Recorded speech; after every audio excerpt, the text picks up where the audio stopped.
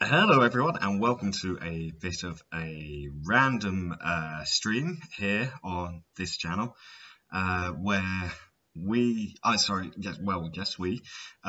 to be, well, I'm not going to be answering them, but a real life woman has agreed to speak to me for once, and so I'm going to be asking all the questions that a man has wanted to ask a woman and hopefully get some very candid, open, and honest answers from Ivana. Hi, Ivana.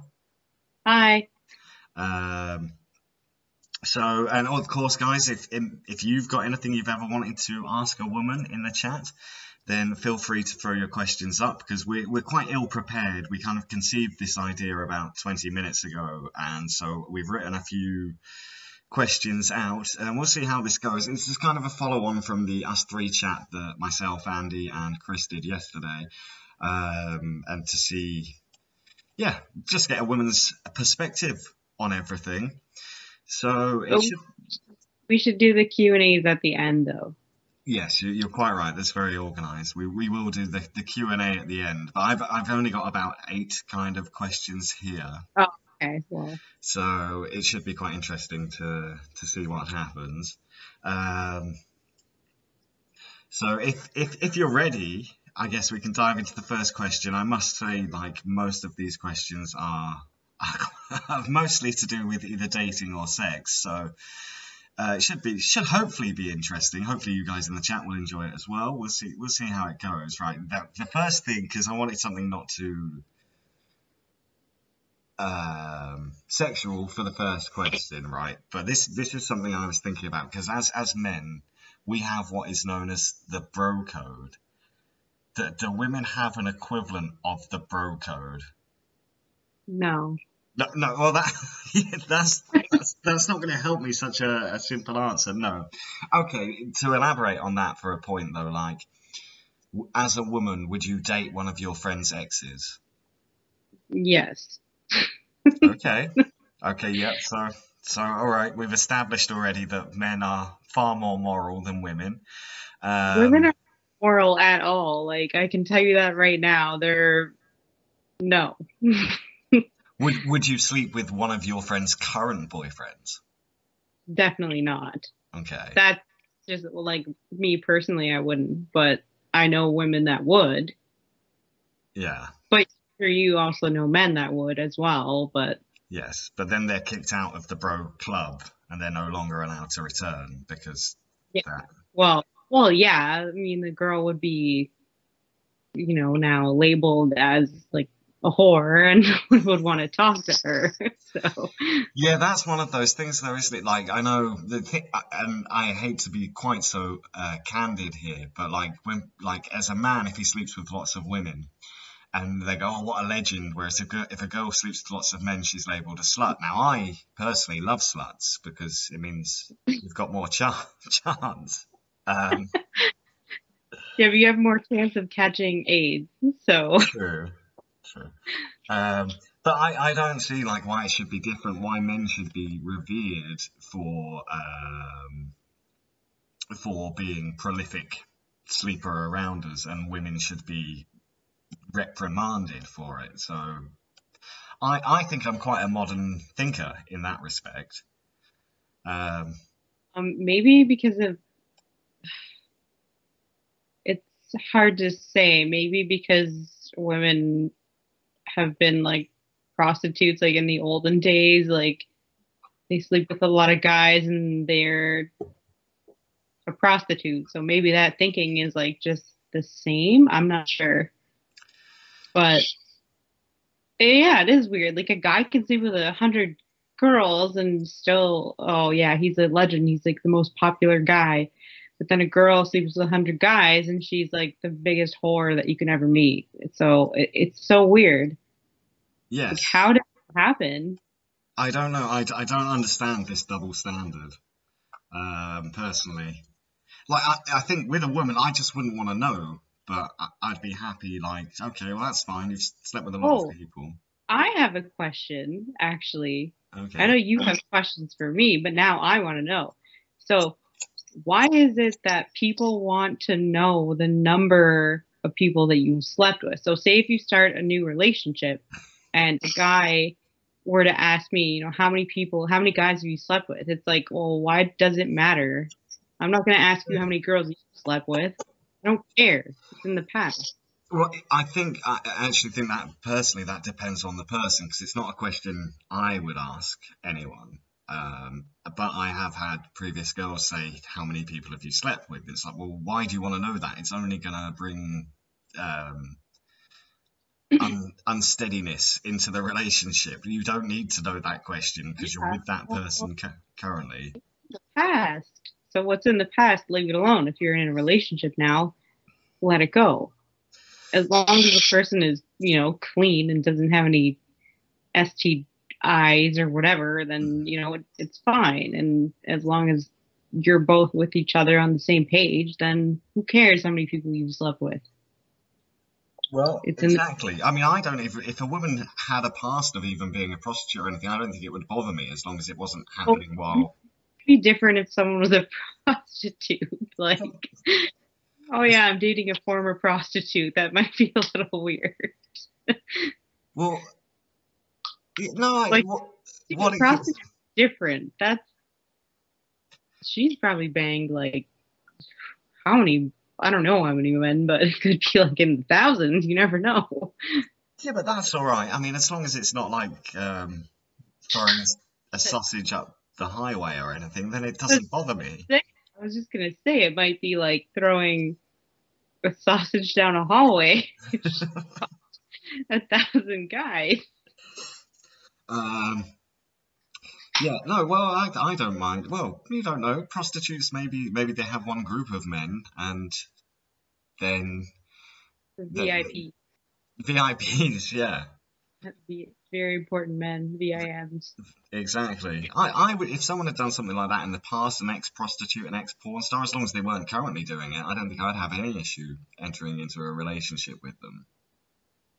But on the other hand, I would have a problem entering into a relationship with a guy that's fucked like 100 or more girls. Excuse my language, but But that, I, that, I would feel like that guy. I'm just another number on their belt. well, do you not think that depends on the situation? Because, for Mm, example, from experience, I don't know. but if he's in a relationship with you, does it matter how many notches on the bedpost, so to speak, that he has had in the past, if he's only Like interested in you currently?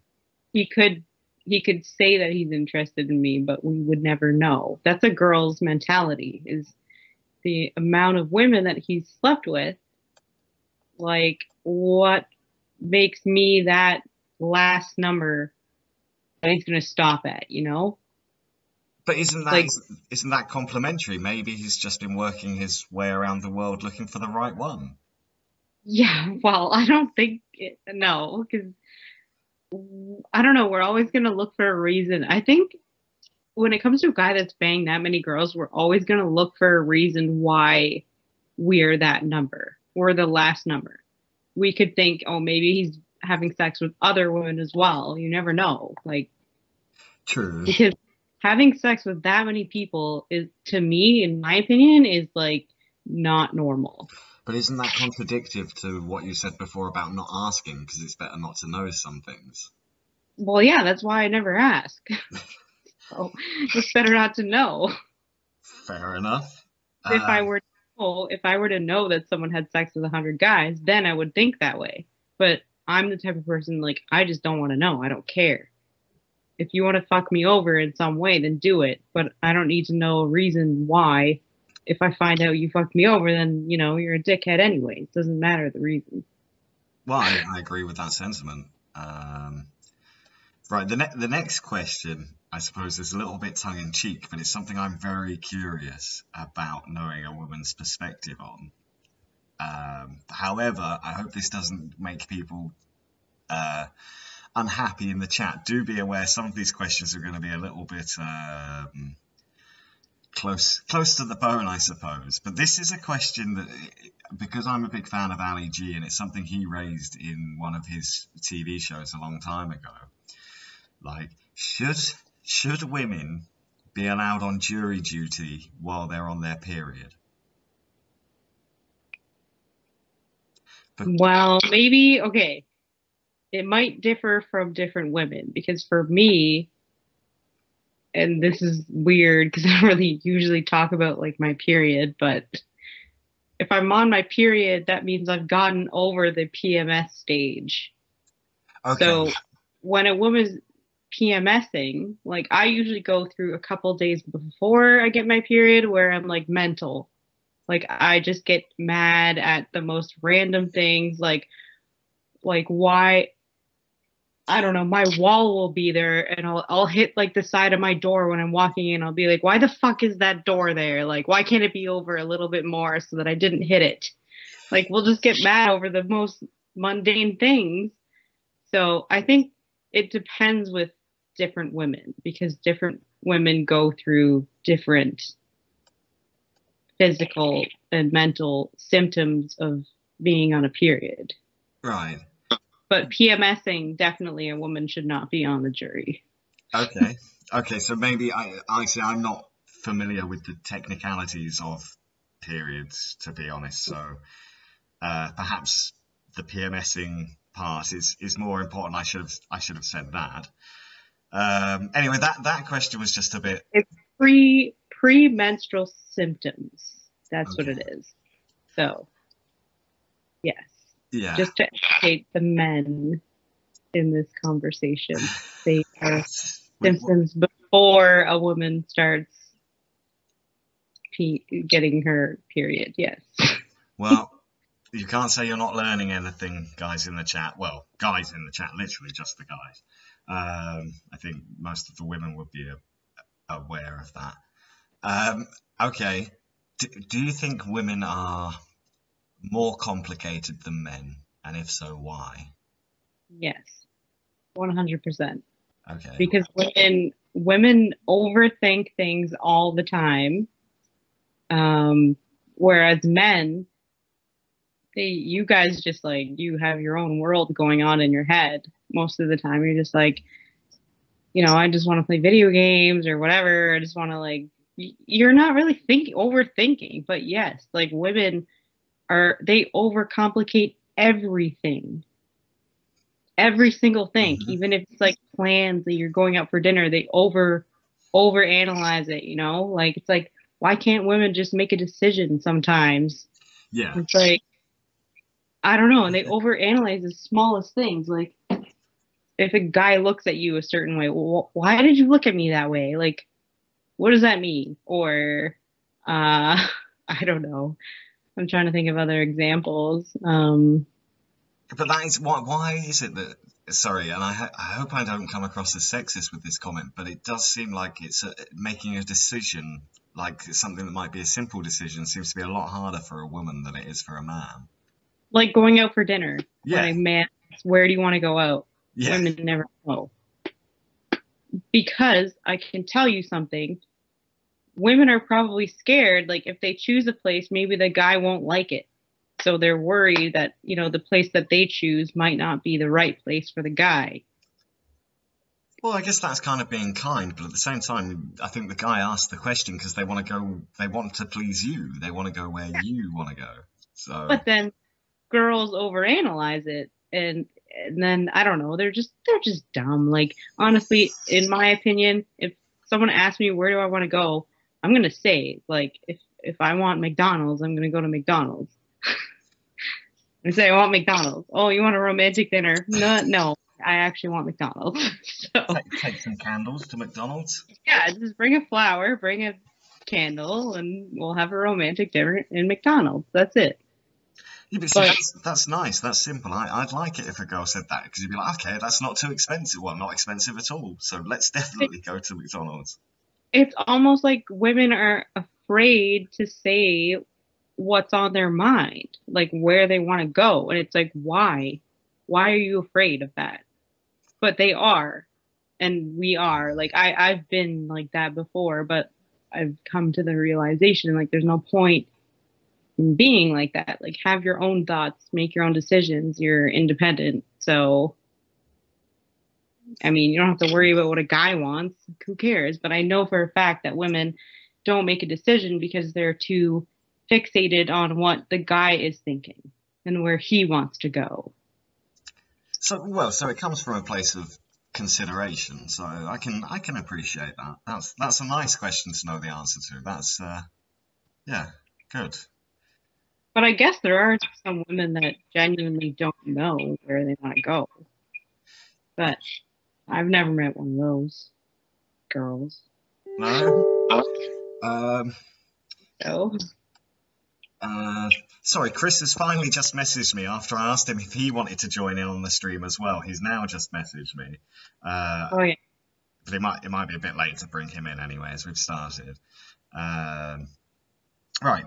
So the next these we're getting through these quite swiftly. So hopefully we can elaborate on the answers and they'll be interesting.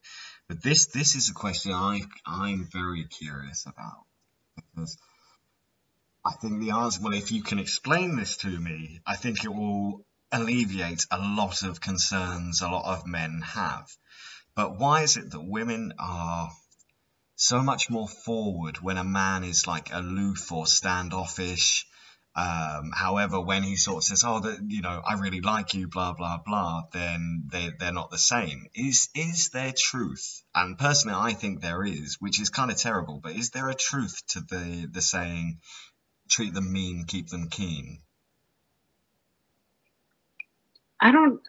Okay, explain that question again. Maybe I'm just not. Okay, Okay. for example, like if you act as if you're not into a woman, or like you like her but you don't talk, you're not too like you don't send messages or anything, they'll always chase you. But if you're like sending them messages all the time and stuff, then it's the other way around. And as horrible as the phrase sounds, like treat them mean, keep them keen, I think women always, or in my experience, women always like the guy that's not good towards them. Whereas the guy that's there going, "Wow, you're incredible, you're amazing, you're the most beautiful thing I've ever seen," and they're like, "Well, I know, I can have." I'm sort of answering the woman part here at the moment, but hopefully you can elaborate a little on this. But like, if they go like, if you don't bother speaking to them for 2 days and then they're like, "Oh, he's amazing, I just want to hear from him, he's incredible," whereas if you send messages going, "Oh, you're the most drop dead gorgeous woman I've ever seen," then they're like, all right." Hmm. Okay, so I'm just gonna be straight with you, but it might depend on looks. Um, like from if you're on a dating app, right, and you are talking to different people, and I find, like, from experience, a lot of the better looking guys tend to not message you. So it's like kind of you're like in a competition with other girls to get Hmm. this good looking guy to talk to you. And then when you get like lesser looking guys and they keep messaging you, it's just like I feel shitty for saying this, but it's like we just think of them as like a little creepy. Like if they keep messaging you like and we don't message back but they continue doing so, it's like, well, obviously we don't want to talk to you, but they keep messaging us, so it comes off a little too forward and too creepy. But honestly, I think it just comes down to like looks and yeah, I'm not too sure because like if somebody doesn't message me back, I get the hint they don't want to talk to me, and I also don't want to waste my time with someone who doesn't want to talk to me. Yeah, So, but at the same time, you get these girls that are like, well, he's really hot, so I want to chase him, and he's not talking to me, but I want him to talk to me, so I have to give him every reason for him to talk to me. And that's just what girls do. I don't know. They just want like the best looking guy. That's it. well, that's a very honest but kind of disappointing answer. But there you go. So I mean, that's But probably it's different though with age. with age. Like I have a different mindset than like younger people. But for me personally, it's like I'm not looking for looks. I'm looking for someone that, genuinely wants to talk to me. It isn't just saying like these weird things to me like, hey, let me put my dick in your mouth and stuff, and just like continually says that Stop like all saying the that. time. Like, I'm just like, well, that's why I'm not messaging you back, because you're continuing saying you want to put your dick in my mouth and oh, your ass looks really nice in that picture. Like, okay, thanks. Like, that's not a genuine way of talking to someone. But like, yeah, I Well, don't know. I mean, I don't know if you can answer this so much, but why do some guys think that's like, let's take something like Tinder, for example, where a lot of guys will start off as soon as they match with someone with a very sexual message. And well, I'm asking a question about guys now to a woman, so I don't know if you can answer this because I can't answer it, and I am technically a man, I believe. And They're like, trying to set themselves apart from the other guys that they have to compete with, uh, but that doesn't work. no, In my experience, or from what I've done on Tinder, I literally take a screenshot and I post it on my social media saying what this person said. Like, people are disgusting. I've had the most disgusting messages sent to me when I was on a dating website. It's just like, how do you even think of that? And can you give me an I example of the most disgusting?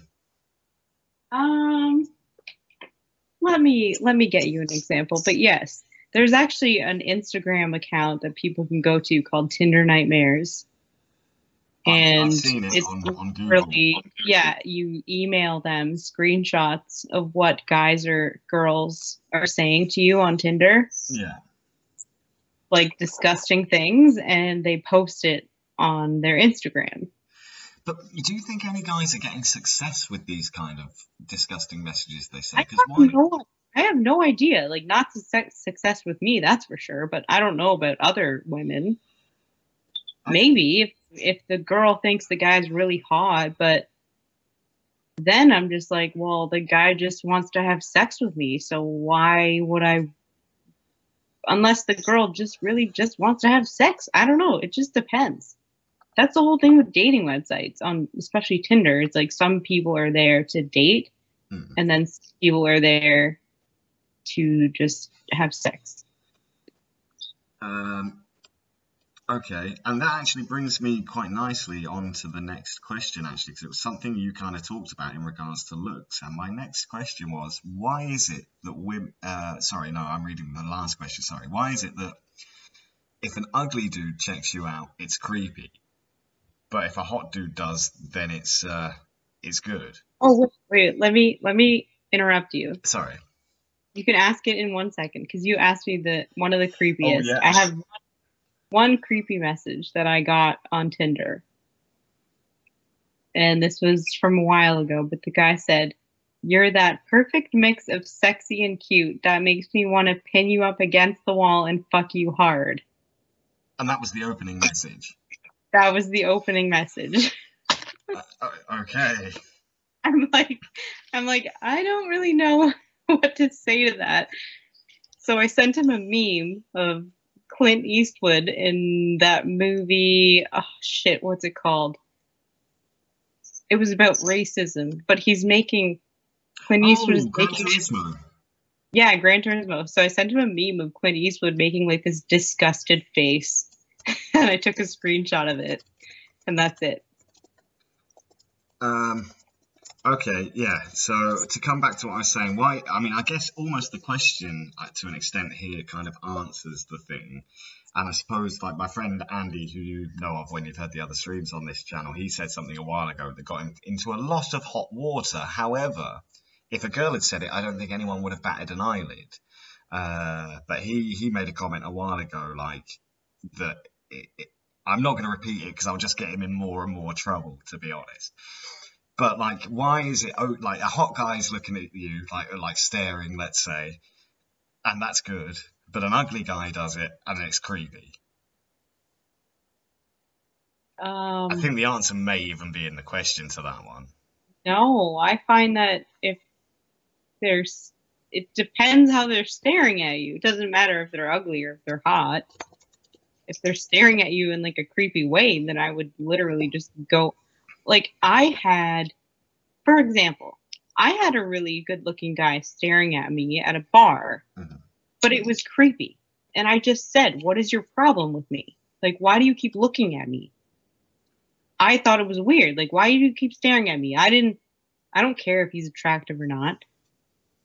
And then I went to go pick up a package once at like the UPS store or whatever, and there was an old man, and he literally was, I don't know, 2 feet away from me, just staring at my face, just in the store. And he was just staring at me, and I just started getting so angry. Like the rage level in me just got so high, and I almost said, like, what the fuck is your problem? Why do you keep staring? But it doesn't matter. It doesn't matter who it is. Mhm. If it's a hot guy, if it's a good looking guy, in my own opinion, it's like, why do you have to stare that much? Like you don't see, if you want to come talk to me. But don't stare at me all creepy. It doesn't matter who it is. What if he's shy? Even if he is hot, I'm quite shy. I mean, I would go up to you and be like, "Why are you staring at me?" And then you have the opportunity to tell me. Yeah, I think you're really good looking. I'm like, okay, well, why didn't you just come up to me and say that? true. Why do you have staring at me and making me feel uncomfortable? Like, I'm just the type of person. If I find someone attractive, I go up to them and say, I think you're hot. Well, I think more women should be like that, to be honest, because I think in the day and age we live in, it would be very nice if women approached men more often rather than expecting men to approach them. But I suppose, again, in the Well, case, I don't see why men should always approach a woman, but no, it's like I think that's what most women expect is a man to approach a woman. mhm. But women need to kind of, grow a pair. If they have this whole Me Too movement and whatever, women have the same rights as men. Maybe you should act like that then. Yeah, they should. Like, I mean, even if it was a girl that I wasn't attracted to, if she came up and said, "Oh, I think you're nice," it would still be a nice confidence boost. Even if I said, Yeah. "Well, I'm sorry, I'm." Well, I mean, nowadays it's hard for a guy because if they go up to a girl and say, I think you're really attractive, they might get a sexual assault thing on them. So, you know what? If women are so, butthurt against guys giving them compliments, then women should be the ones going up to a guy saying, I think you're attractive. The ball is in your court then. Mhm. Yes. Because we are the ones that are men are the ones that are now pinned as sexual harassers. Women aren't. So No. it's up to the woman now to go up to a guy and hit on them Well, and see what happens. I suppose that almost relates to the question I asked before, and it's kind of like what, like, if a guy, and this is a strange one, but like, if a guy you're not attracted to approaches you and it's like, well, how dare he? And then a guy you are attracted to approaches you, it's like, fantastic. And it's such an odd mindset to have. Saying that, I did mention on a previous stream a while ago, I think people are a lot more receptive than you realize when they do approach you in person. And even if they're not attracted to you, and you say, well, I think you're very beautiful. And they go, okay, well, I don't think you are, but I do appreciate it. Then it's fine. I think that's more likely the outcome. But this day and age, you have to be so careful. Everyone's walking on such eggshells that you can't just go. But some girls take like huge offense to it. Like one guy goes up to her and goes, "You're beautiful." And like, "You're a fucking rapist." And then another Yeah. guy goes up and goes, "You're beautiful." She goes, "Oh, fantastic. Come back to mine." Like, It all depends on looks, I think. I don't know, but then people are attracted to whatever they are attracted to. So I don't know. It just depends on the situation. It's all circumstance. So I'm not sure. yeah, it's kind of depressing how shallow people are as a whole, to be honest. Yeah, it is. Right. I don't know. Okay. We'll move on. We'll move on anyway. Um, or the rest of the questions I have, they all start to get rather sexual, so I suppose I might come across a bit creepy now. Um, but like apparently, men think about sex every 7 seconds. Although I don't think that's true. I think maybe it's in blocks because I might spend 3 hours a day thinking about sex, but the rest of it I'm thinking about football or video games or something. So if you divided it into like second sections, it might be every 7 seconds. Do you think women think about sex as often as men? Um, I mean, women, I can't paint a picture for like all women, but I mean, some maybe, but like some women might think about sex more than most, but I feel like women mostly are preoccupied with other thoughts that are just retarded. I'm sorry to use that, but like just, you know, like we talked about, like what is he thinking about and stuff like that. Like women are probably just thinking about just the most random things and overcomplicating things, and whereas men, you know, they don't overcomplicate things, they just think about sex. I don't really, in my opinion, I don't think about sex that much. It really just depends on the time of day, maybe. I don't know. Yeah. Yeah, but I'm not sure. That's a hard question for me to answer. Yeah. Some women might just be like really hungry for cock all the time, and Well, there's nothing wrong with that. there's nothing wrong with that. Yeah, but others are, I don't know. I mean, if it were up to a man, he would, and he was with a girl, he would probably have sex with her all the time. But I feel like it's the women that make the shots when it comes to sex, because either they're not in the mood or they're preoccupied with something else. So I don't think that it's the same. But why do you think women have this perception of men that they're all obsessed with sex? I mean, we are, but I think some of us are also quite romantic at the same time. You know, sometimes the I, romance isn't just about getting laid, it's about trying to make someone else feel good. I don't think that men are just always thinking about sex. I mean, like maybe yeah, but I don't think that they're selfish about it. There are some men that are genuinely romantic about it. I don't put every man in that same category. That's jumping the gun there. You can't put every man in the same category. That's like putting every woman in the same category and saying they're all psychos. It's like Yeah. it it really just depends. I don't know. I honestly have no idea where that came from, why women think that guys think about sex all the time. Maybe it's just because they heard that for so long, so now they're just agreeing with it. And now they just think that. I don't know. Yeah. Well, yeah, well, I think some men, and the same, it's like you said about like some guy thinking all women are psychos.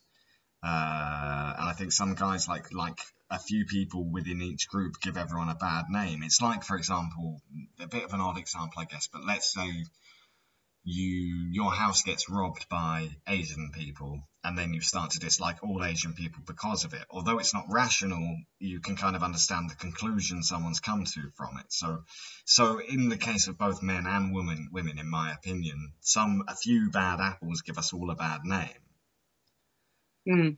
Um, I just saw something in the comments. well, feel free to read it out and respond. That Chrissy girl said other way around with me, been in a relationship for a year and a half and we've not had sex in a year. Really does mess with my head. He never wants it. That's an issue. That is, Chrissy is someone that's supported me for a long, long time, and it's really lovely. So I don't know why he would not want to have sex in a year. That I mean, That's like a long time in a relationship and then yeah, not having sex for a year. Like I would probably just like raise that question, you know, because like I mean I like to have sex, obviously. Maybe not like obviously. maybe not like 5 6 times a day, but maybe it depends on the day. You never know. But Sunday. I would not be able to go a year without having sex, and that's just human nature. Yeah, and I think especially if you're in a relationship together, I think sex is then an important part of it. You need to have a good sex life. Yeah, you need to have a good relationship mentally and physically and romantically. So yeah, that's definitely something people need to work on. Well, what advice would? Well, I think you've already given advice. Like, yeah, speak to him, Chrissy, and just say what's going on. Like, why are we in a relationship if we're not having sex? Like, oh, it causes an argument. Okay, so that's like an even more red flag. Has he given, like, I just want to know, like, if the guy has given you a reason as to why it's was there been going down that way, then I don't know. That's weird. But to not have sex for a year, that's a big red flag. And I don't mean to pry here, Chrissy, but was there some kind of traumatic event that happened to him that made it like he didn't want to be intimate with you anymore, or like something? I mean, I remember watching that Hollyoaks first ever late night special, and that put me off sex for a long time after I saw rather horrible scene of a man being bent over by other men on the front of a Fiat Uno. But if there's reasoning behind it, then perhaps like if there's a reason behind it, then I mean, great, but that still needs to be addressed, dealt with. Yeah. That's shitty. That is. I'm sorry for your situation, Chrissy. You know, no one deserves that. And my advice would be, if he doesn't want to talk about it and it isn't due to something traumatic, then I would say it's time to move on, because in an adult relationship, a loving relationship, we all need our needs to be addressed and solved. I mean, we need D. Women need the D. You know, exactly. We need a good dicking sometimes. You know, fuck out the psychoness of our heads. Well, exactly, and men need it too. I mean, that's the point of being in a relationship, isn't it? Otherwise, like, well, it's not the only point, of course, companionship and friendship and everything, but yeah, like it's a big part of a relationship. Yeah, I personally feel. Okay, so we'll move on to the next thing I've got written. We're getting through these quickly, so I hope not to blow my wad too soon, so to speak. We'll try and make it last a bit longer. But right, are women truly not as turned on visually as men are? Like, for example, I know of a group, which I was quite happy because I kind of fit into this group. I know I'm not sure what website it was on or what social media, but there's a group, a very weird niche, but it's called Men with Beards Reading Books on Trains. And when I have a beard and I read books on trains, so I was kind of like, one day I might appear on there and have all these women saying, oh, look at this guy, he's intellectual and hot and he's got a beard. But anyway, it's a bit of an odd niche. But no, the question really is, like, are women, really not as turned on visually as men are? Like, by dick pics? We're coming to the dick pics later. Hold back on the dick pics yet. We're going to get to the dick pics. Visually, in what sense? Like, well, like, for example, I don't know. Like, I think personally, and this might just be what society tells me to think, and that sort of thing. But like men love looking at porn, whereas I don't think women are quite as keen on watching porn and stuff. I don't know, because I don't know about women. That's why you're here to explain these things to me. Sorry. I mean, again, I think just depends on the woman because women I feel don't really talk about that. We don't really communicate if we watch porn or not. We don't talk about, and this is just speaking from experience with my friends and I, we've never talked about porn. And I know that guys like kind of talk about it and whatever, but we don't talk about that ever. So I don't know what girls do. It's still a question in my head. Like, even I don't know what other girls, if they watch porn, if they don't. But statistically, I have looked into this. Women look at lesbian porn. Good. So do I. So we've got something in common. I mean, I'm not saying I do. I'm saying statistically. I mean, I have, yes, but personally, I don't like looking at another guy's dick like on camera because I don't know. I just feel like all male porn stars are kind of creepy in a way, and they're just making these weird sounds. Like, so I don't know. Yeah, I don't know. Like, I have a weird thing with porn. Like, I'm not going to talk about it. It's being far too personal, so I'm not going to go elaborate on that any further. But I think, Karen, I didn't say women don't watch porn. I just said I don't think they watch porn as often as men. For example, should I say this out loud? I'm not sure. Yeah. I probably watch porn at least once every 2 days, whereas I don't think women watch that much porn. Surely. I don't know. Like, it really. I feel like men are more horny than women. I mean, probably more than me. Like, I don't get horny like every day. Just like maybe I do, but I don't know. I'm not sure. But I don't go out of my way to like watch porn. I just kind of do it when I feel like it. But okay, so when you do it, are you more likely to put something on to watch it, or just use your thoughts? No, sometimes no. Sometimes I'm like not even thinking. I just like do it. You're not just blank mind. See, I need some kind of stimulation.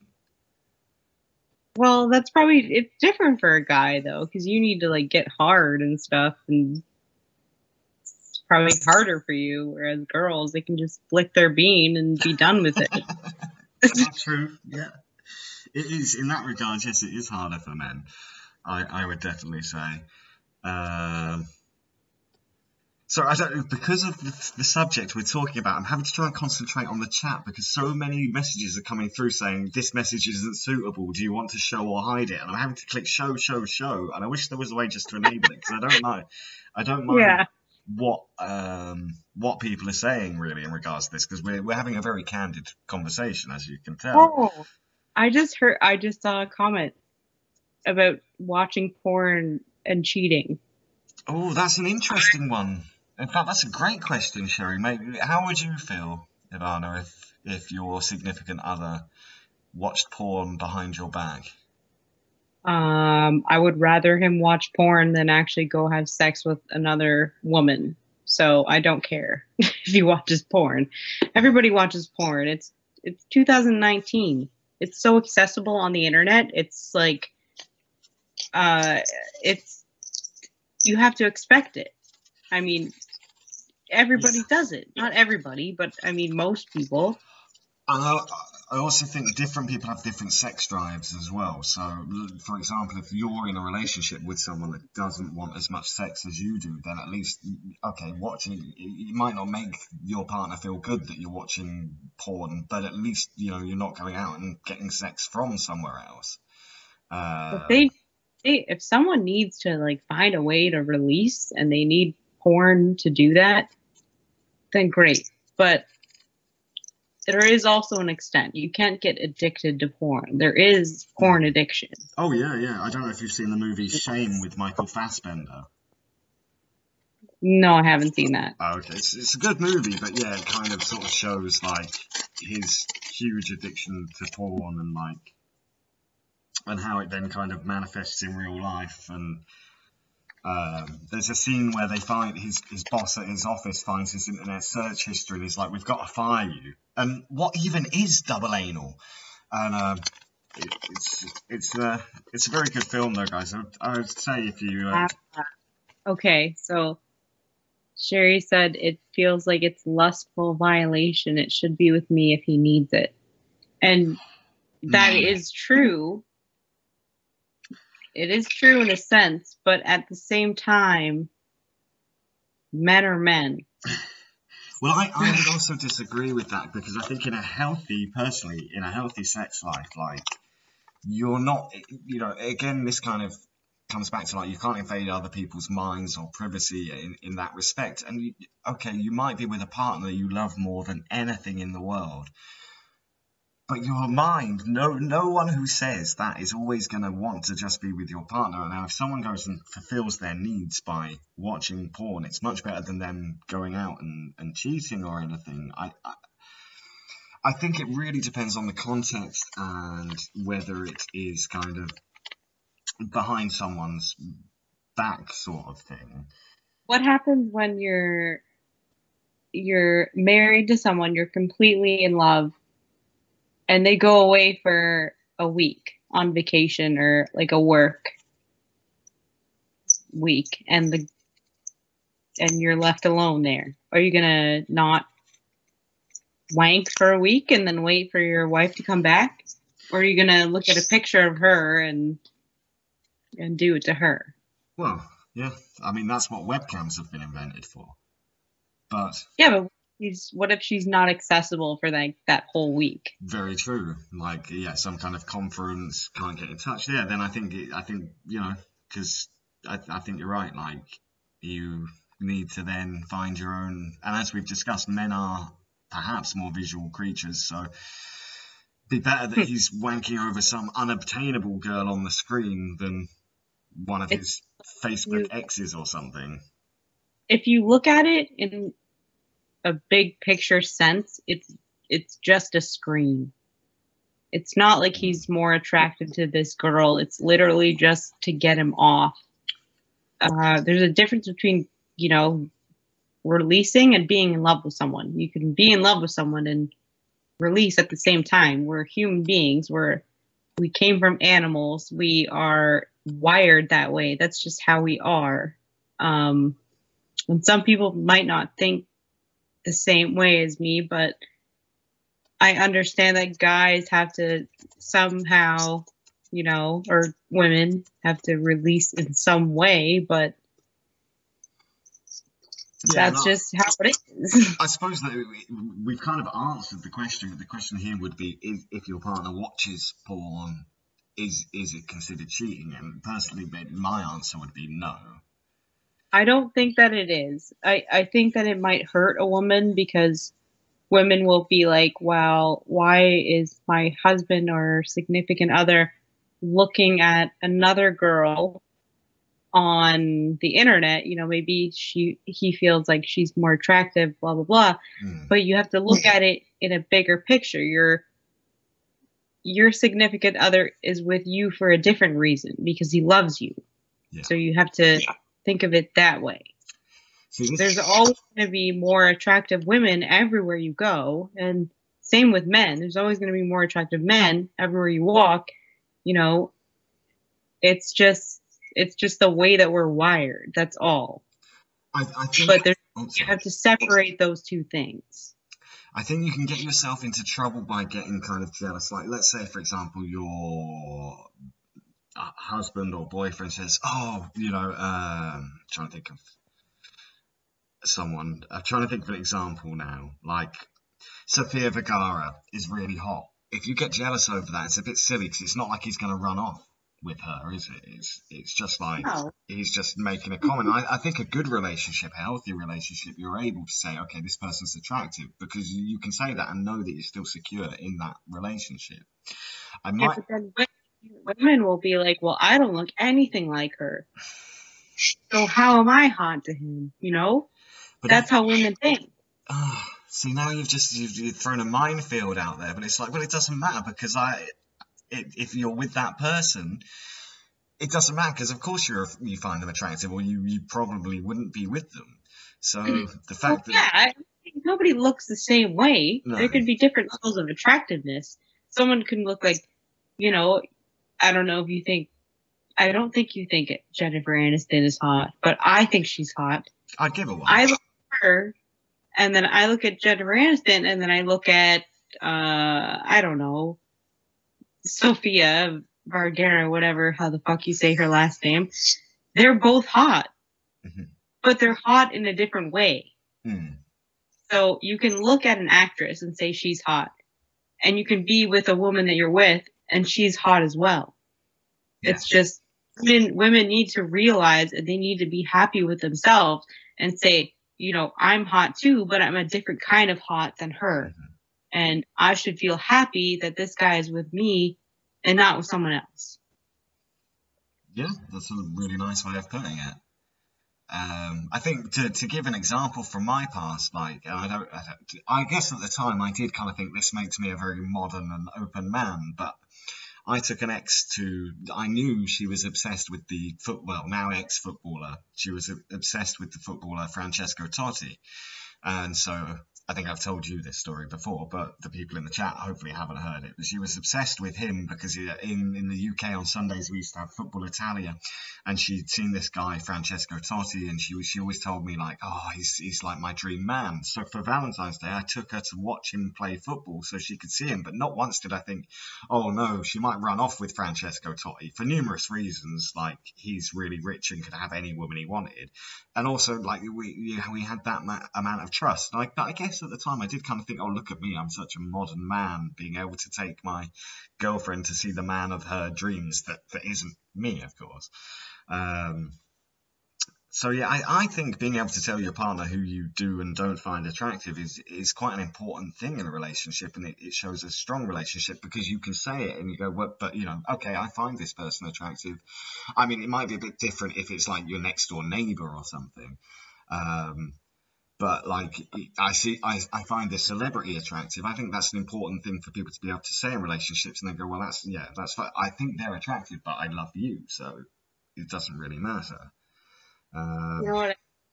I think, well, from my experience, I always say who I'm attracted to when it comes to a celebrity. If it comes to like someone that we both know, I'm not going to say like, you know, I think that guy's really attractive, because then that guy is attainable.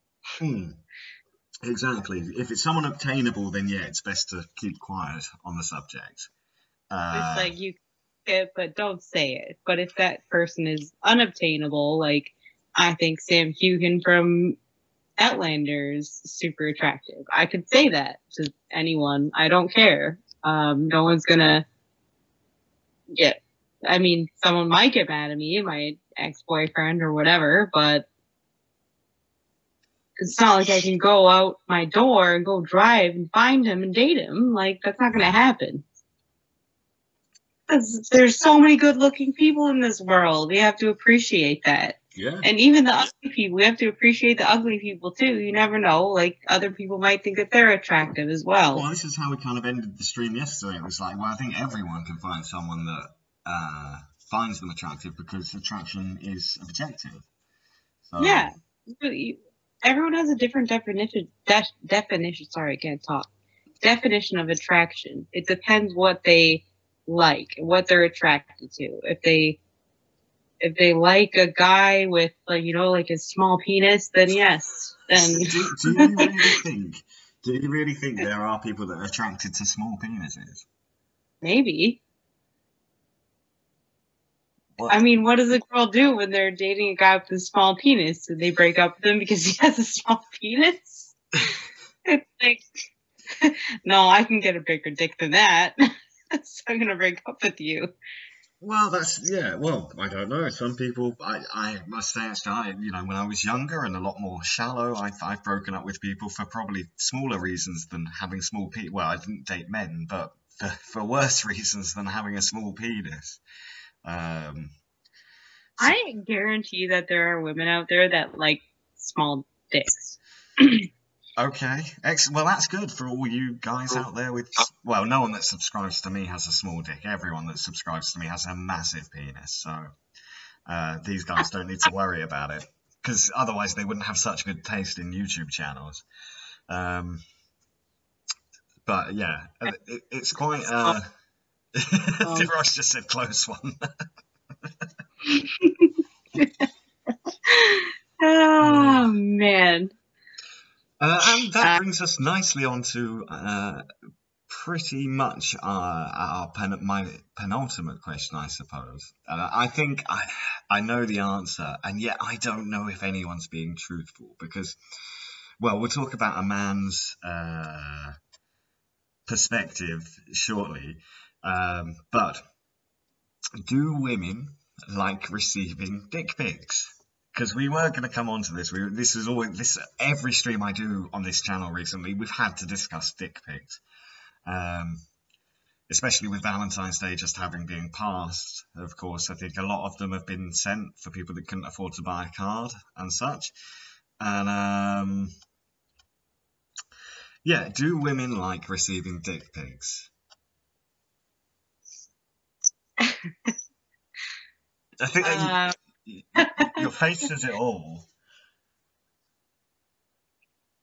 Well, I'll just, speak from experience. I received an unsolicited Snapchat of a dick and a guy jacking it off, Well, not another guy, but a guy jacking his dick off. Not some other guy helping him out. Yeah.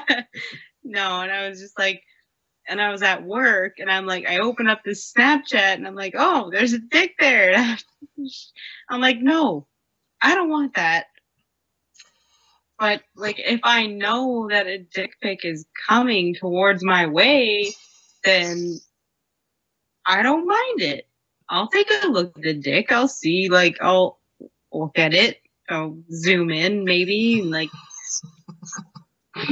examine it a little bit. I don't know. But, like, we're not, like, overly keen on getting dick pics. Like, I would much rather,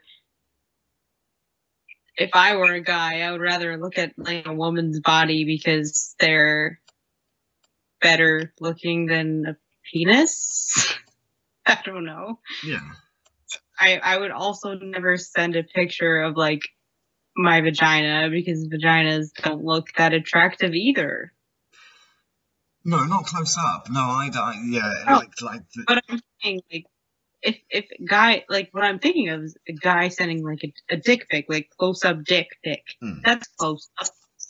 So if a girl sends a close up picture of her vagina, is that gonna make a guy all excited? Probably not. Not really. No one needs to see what you've had for lunch. No, it literally looks like a ham wallet. I don't know. Yes, that's nice. I was going to say a nice way of putting it. It's disgusting, but yeah, like shirt sleeve, like a chewed up piece of chewing gum. Yeah. Well, Chrissy's just said videos, not pigs, and I know Chrissy mentioned a similar comment recently. I don't like videos or pics. Like, I don't like to see videos of someone jacking their dick off, but I don't know. Maybe it just depends. I don't know. Isn't yeah, ham wallet. Just think of a wallet, but it's made out of ham. So it looks like a vagina with all these like different pockets, pockets and stuff.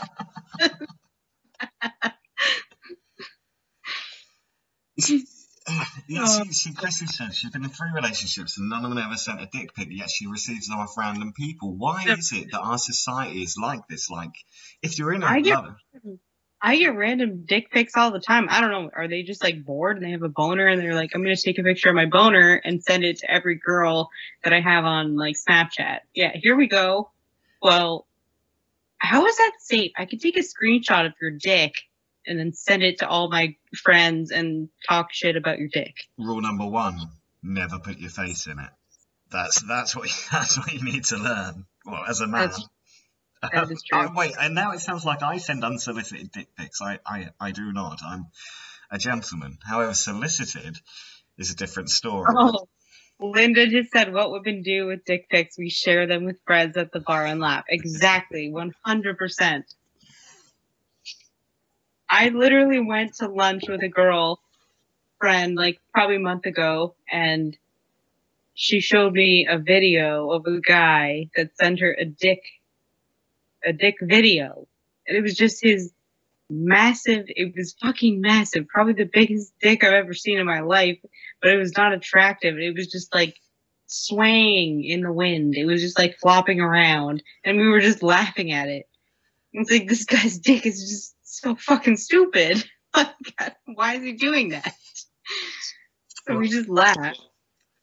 But then, to come back to talking about the videos, though, isn't it like, and I hate to sound odd here, but when I watch porn, like, the finale is probably the hottest part. Now, normally because the woman's made him do it, don't get me wrong, but isn't to see a man, let's not just wanking, but the final, what we would call in the UK the vinegar strokes, isn't that kind of hot or not? What is a vinegar stroke? The vinegar stroke is like when you shake the vinegar bottle and you know the vinegar's coming out and there's no stopping it. Oh my good God. Yeah, but do you look at the dick and then think that's hot, or do you look at the? Are you like looking at the wiener and think that's hot? What I mean is, as Chris has put it, the final countdown, the last few strokes before the volcanic eruption, let's say. Yeah.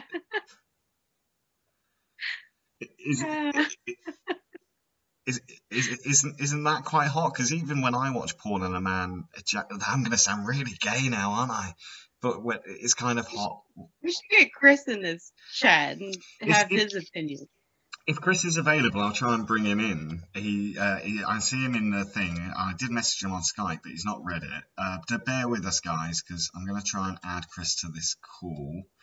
Because we could use a real man's opinion, one that doesn't get excited by ejaculation. No, sorry, that sounds awful. I feel like, I don't know, like a final countdown. That's I mean, I guess that's hot, but is it like when it's coming out like on a woman, or like? No, I just mean, let's say a man sent you a video, a 30-second video that was just the finale. I guess I have a totally different mindset of porn than you. I can't.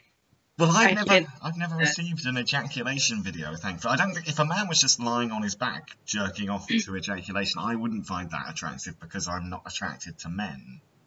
But yeah, I don't think that I would like to see a guy ejaculating on video. I'd rather just like see it in person. Well, okay. Delete that video now. No, I am joking. But anyway, I've put my own train of thought off. It seems that LP is sending out pictures to everyone at the moment, so don't leave us out. If this is what's going on, if you're no, we're gonna get. Well, I'm gonna get myself in trouble. Grant, is that your last internet search history, Chrissy? Because that's odd. But whatever floats your boat. Granddad fucks teen. Oh Lord. Chris has just messaged me saying I'll come on, and I'm literally calling him at the moment, or I was calling him. He will come on. Yes. Wow. Well, come on. As long as he doesn't send us a video of it. Well, you a video of it because apparently you love it. So I just love seeing those men ejaculate. Hello?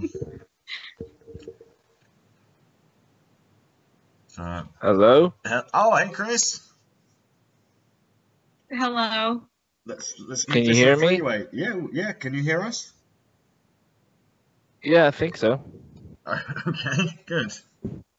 My headphones weren't plugged in. Are they plugged in now? I don't know. Only Yeah. you can answer that.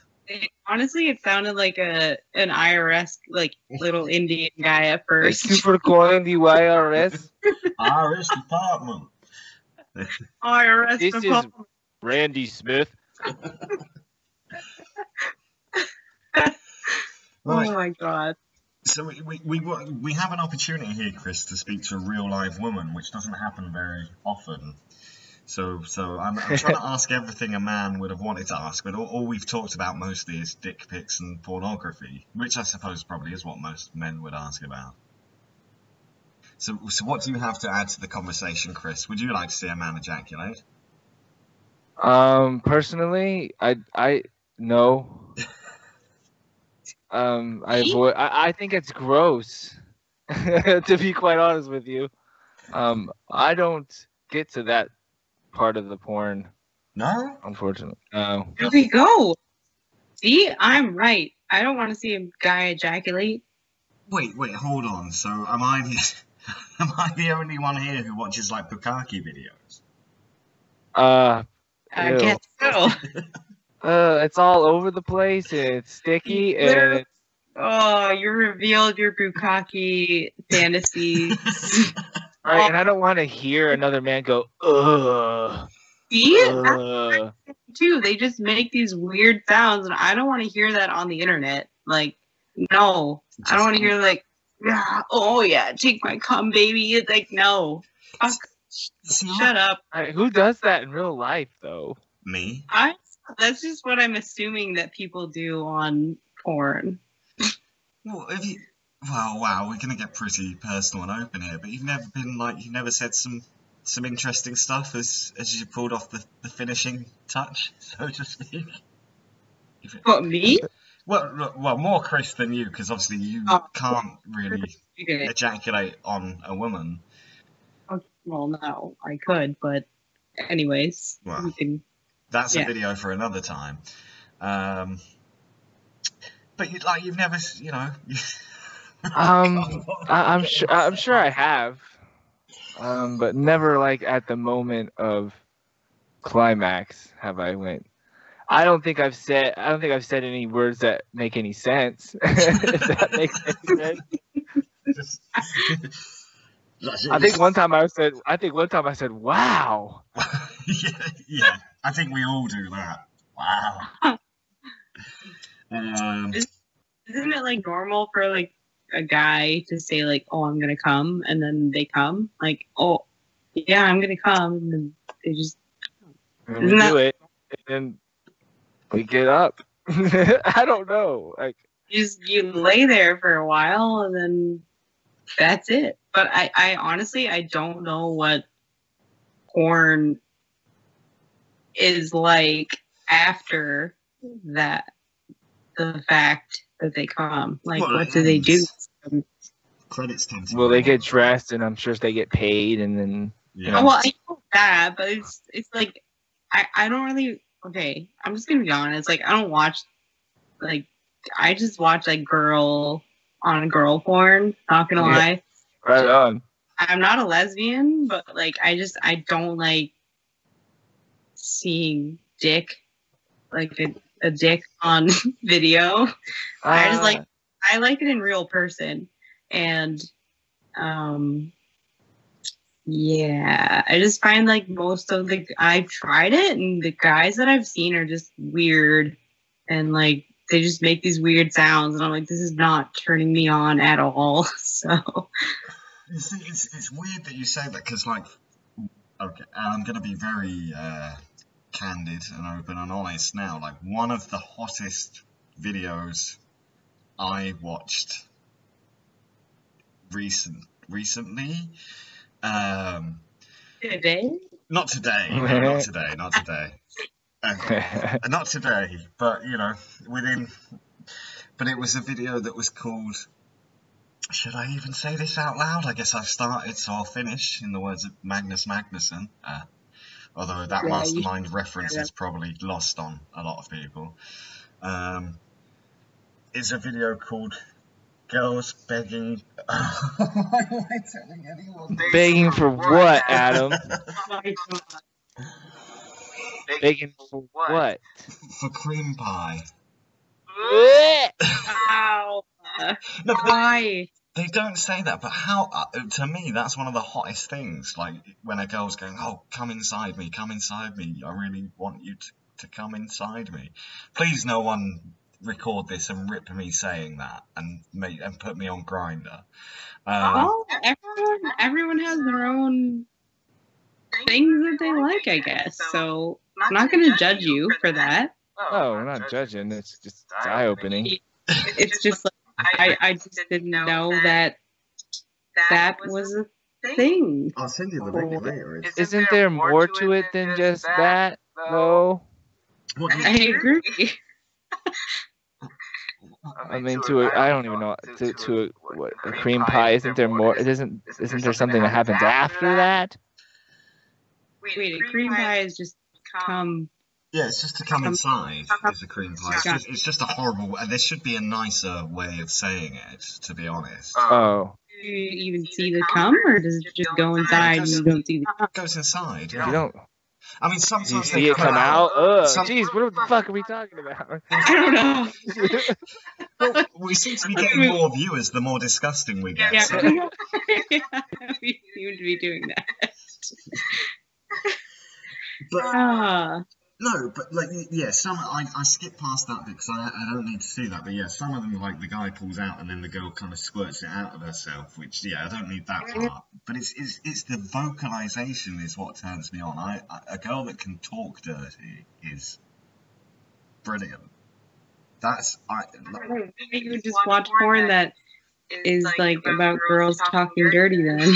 That's actually it's harder to find than you would expect. Really? Yeah. I've never searched for that. I don't. This is something I'll tell you. I don't listen to the porn. I watch it. I don't listen to it.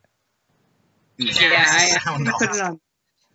Yeah. See, for me, actually maybe this I mute it. This makes me a bit effeminate, but I like the talking. I like, especially like a woman who talks a bit dirty and. But it really is a turn off if like she has like like it's a weird sounding voice, or like it comes off like it doesn't really like fit her personality. She's like sexy and then she talks like she's been drinking Jack Daniels and smokes like 30 packs of Marlboros. But it also makes it more fake sometimes if you hear their voice. And like you don't want it. I mean, like we all know it's fake, but sometimes they make their voices like super fake, like when like a fake orgasm kind of thing, but they're doing it like, "Hey, baby," and they're not into you. They're just trying. You know what I mean? It's like when a Hooters girl flirts with you. She's not really flirting with you. Oh, that happened. My mate fell in love with a stripper, and I was trying to explain to him for days that she does that with every single man. And he was like, "No, she was really into me. We had a real experience together." I was like, "No, she's just good at her job." Yeah, she's very good at the stripping. Yeah. But Jesus. No, I don't like the fake stuff. However, you guys clearly haven't searched for the amateur stuff. You can find some great dirty talkers in the amateur stuff. I don't think we're into porn as much as you, Adam. I am a connoisseur.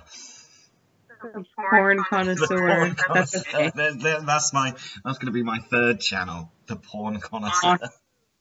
I wreck porn. I wreck porn. I wreck vaginas. I wreck my dick from masturbating to it. I wreck my dick. I wreck my own dick for your pleasure. It's a bit of a long title. Well, it's for our pleasure. Yeah. Well, we don't want to see your dick on YouTube, but so don't do that. No, I'm not going to put it on YouTube. Okay, good. Just Pornhub. Okay, just Pornhub. Perfect. Anyways, I've never come across any a woman who's ever admitted she's watched porn or even likes it for that matter. Really? The Yeah. person that has admitted to that? Wow. Well, I mean, I know that girls. I'm not gonna be a dickhead and like I fucking watch porn. It's not like girls have not watched porn and they're just being assholes if they don't say that they have. They're just being stupid. No, I haven't watched porn. Yeah, you have. Shut up. Okay, yeah, they've seen a porn, but are they masturbating to porn on the same frequency as us dudes? Not to Well, the why- same frequency before. Why do girls buy all these toys then? Yeah, they're gonna watch porn. That's a good point. That is a good point. I mean, there's a lot of. They buy dildos and vibrators and all this shit. Like, they're gonna be watching porn. And then sometimes somebody asks them, "Do you watch porn?" And they'll say, "No, I don't watch porn." You know what? Because maybe they're afraid of people judging them. I don't know. Oh, Terry said we've got a lot of echo. Apologies for that. I can't hear the reverb here, so sorry guys if it's a bit difficult to listen to. I mean, not the subject matter is fairly difficult to listen to as well, but Is it still echoing? I'm not sure. I can't tell because between the three of us it seems fine, but Yeah, I can't hear it. Yeah, me either. um, But yes, girls watch porn. So I watch porn, and it happens to be lesbian porn or just a girl porn. What is or just a girl porn? I don't know, just Like like a solo girl just touching solo herself? girl. Yeah, I don't know, but I just don't like seeing a guy. I don't know, just and it's weird. I don't understand it, but I'm not a lesbian. I totally love penis in real life, but like I watch it, it's better for me because if I look at a guy banging a girl, it's just like I can attain that in real life. I can get that. well, yeah, But as a woman, it's easy for you. You could I get mean, it I on out. also, but I'm not into women, so it's just like something that I'm looking at. It's just like it's different for me, so it's just like I don't know. It's weird. I don't understand it myself, but I find it harder to look at a woman's body than a man's weird penis on video. I would rather see that in person. Well, this is kind of like, I suppose, why, because I've been watching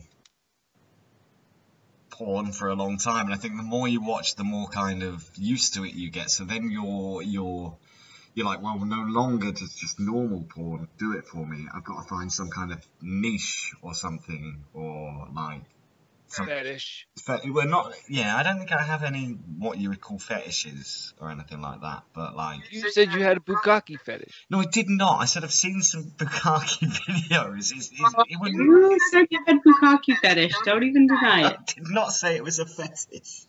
I said I've seen. You some had a bukkake. fancy for it or something. No, I mean, I don't. I think. Your week gets hard with bukkake. So. I think it was more like when a guy comes, it makes you come. Yeah.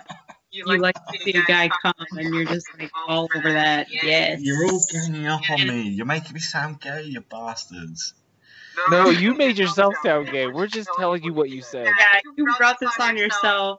I just said I've seen some, sometimes, especially if, I've been watching porn for the last 20 odd years, like, you get bored of just a guy on girl or girl on girl, and then you want to watch 5 guys on one girl or 5 girls on one guy. Do you guys watch? I want to know if other girls watch lesbian porn, but I don't have any other girls here. But do you guys watch like lesbian porn, or just like a girl? Oh yeah, I watched lesbian porn. Well, I feel like that's like the most popular kind of porn to watch. Actually, no. Do you want to know what the most popular porn is currently? Well, if you say, okay, what is it? It's incest roleplay is the most searched porn on the internet at the moment. Do you even know that? Because I do my studies. I mean, not like that. What? I mean, like, I've literally read, like, the statistics. Role plays? Yeah. Like, brother, sister, dad, daughter. That's Ooh. the most searched things on porn. And Disgusting. Do people not go to like jail for that, or like are they they're allowed to watch that? no, I it's guess? role play. Like, so it's not real. We'll play chat room, dog. Yeah.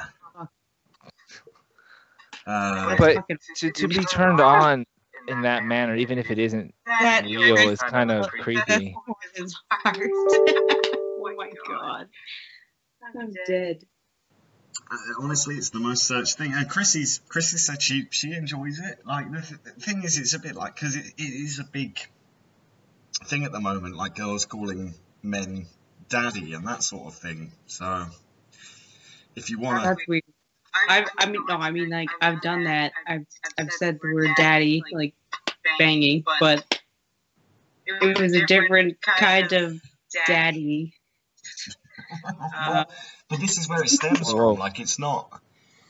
You know, I think I actually, to an extent, can understand why. If it was real, then that's horrible. But Well, yeah. because it's just acting, it's fine. It's just, you know, making. But what if it's like your stepmom or your stepdad? Yeah, well, a lot of it is. I think that's the most popular thing, to be honest, is like Stepbrother or something like that. Is that wrong? Well, it is wrong in real life, but in the context of porn, no, it's just to make people. But you have to think about it a different way, though. Like, if people are searching this is what they technically. Actually, no, I don't know. No, I think if you could, it's very like, important to separate fantasy from reality.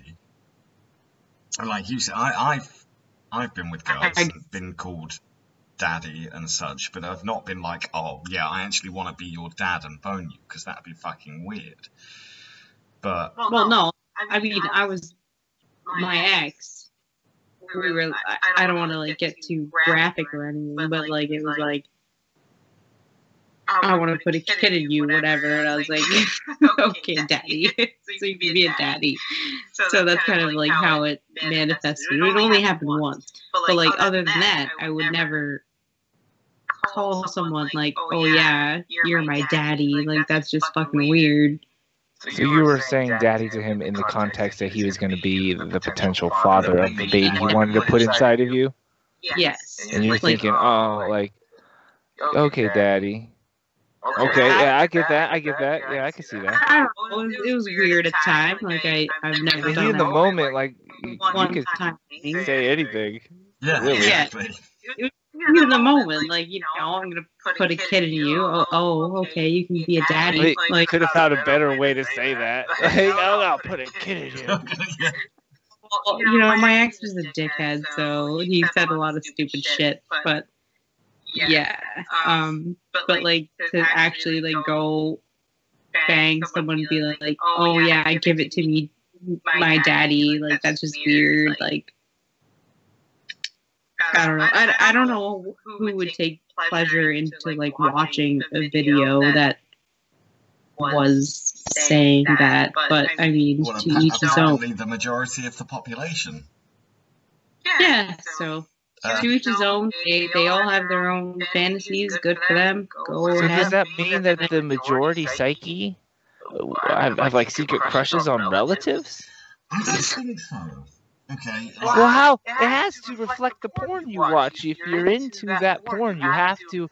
It's got to translate something into the real world, right? No. Like, you could tell me, like, I watch lesbian porn, and someone says, but I don't like lesbians.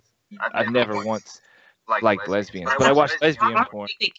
That's what I'm thinking. It's making me question myself right now. It's like, if I watch lesbian porn, does that mean I like lesbians? But I don't. Might, but there's something wrong with that. But it doesn't mean that. I would have been with a woman by now if I Exactly, did. and the point you're making is exactly why people can watch. If you can separate the fantasy from the reality, like the thing is,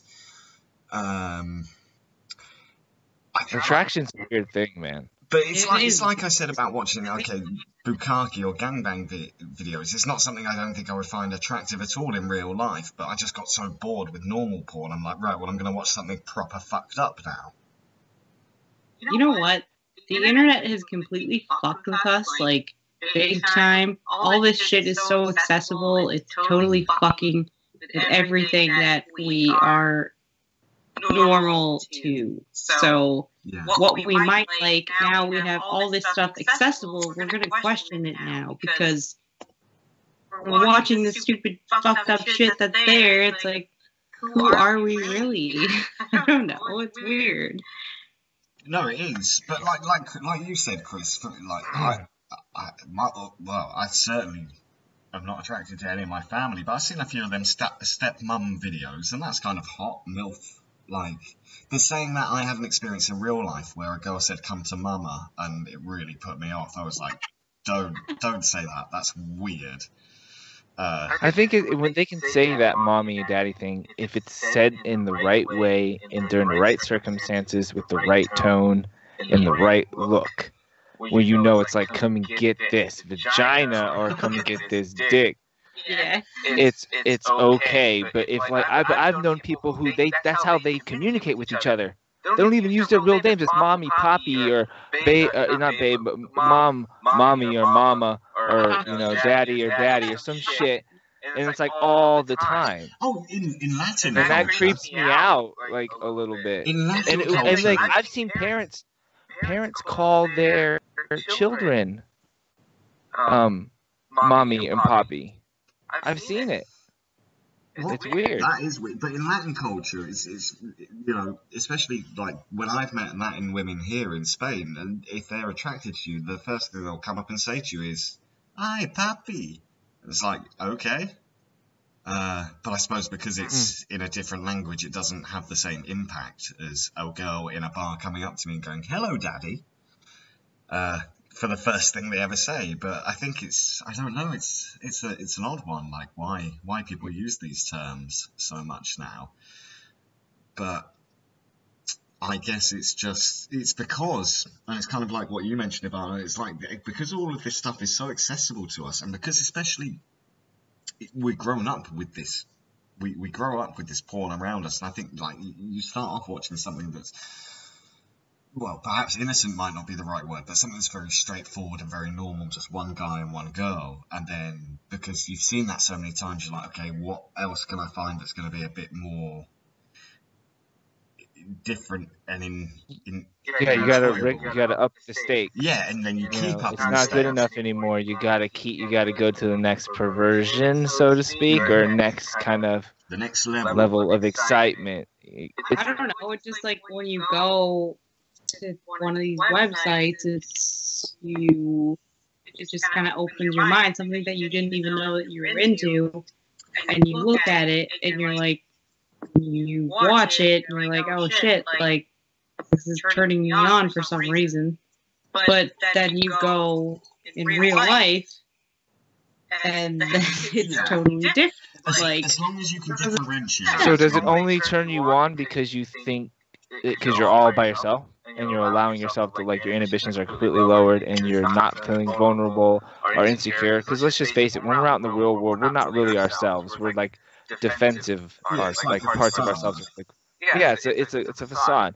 But and then when it's like too real, if it manifests in reality, it's just too real, but it's separate. Is that kind of like, am I losing the train of thought, or is I'm making any kind of sense?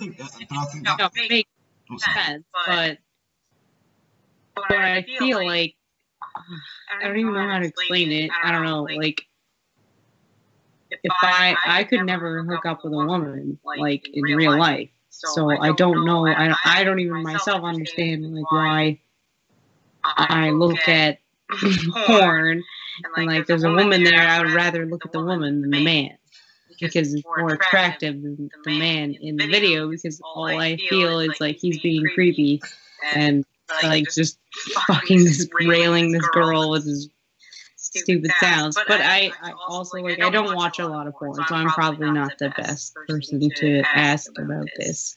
But you're almost kind of describing what I'm saying. It's like separating the fantasy from the reality. Like people can watch as much fucked up stuff as they want, but in real life, that's not what they would want. However, when it's other people doing it on a screen, it might be. Yeah, like when they're alone, they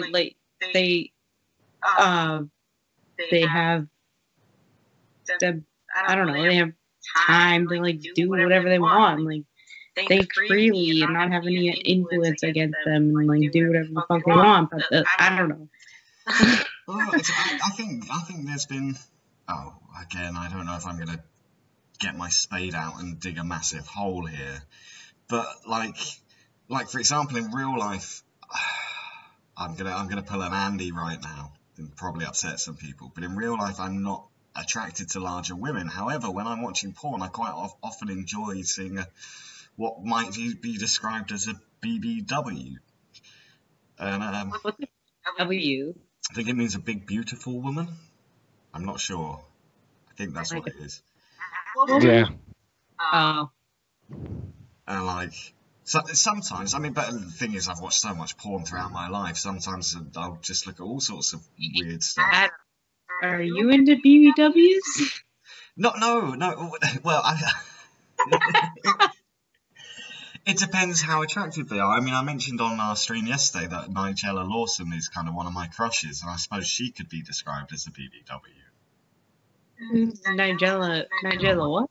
British chef lady, cooks lots of food and Lady. Oh. yeah, and talks very sexy while she cooks the food. You're just for a bit, big beautiful woman.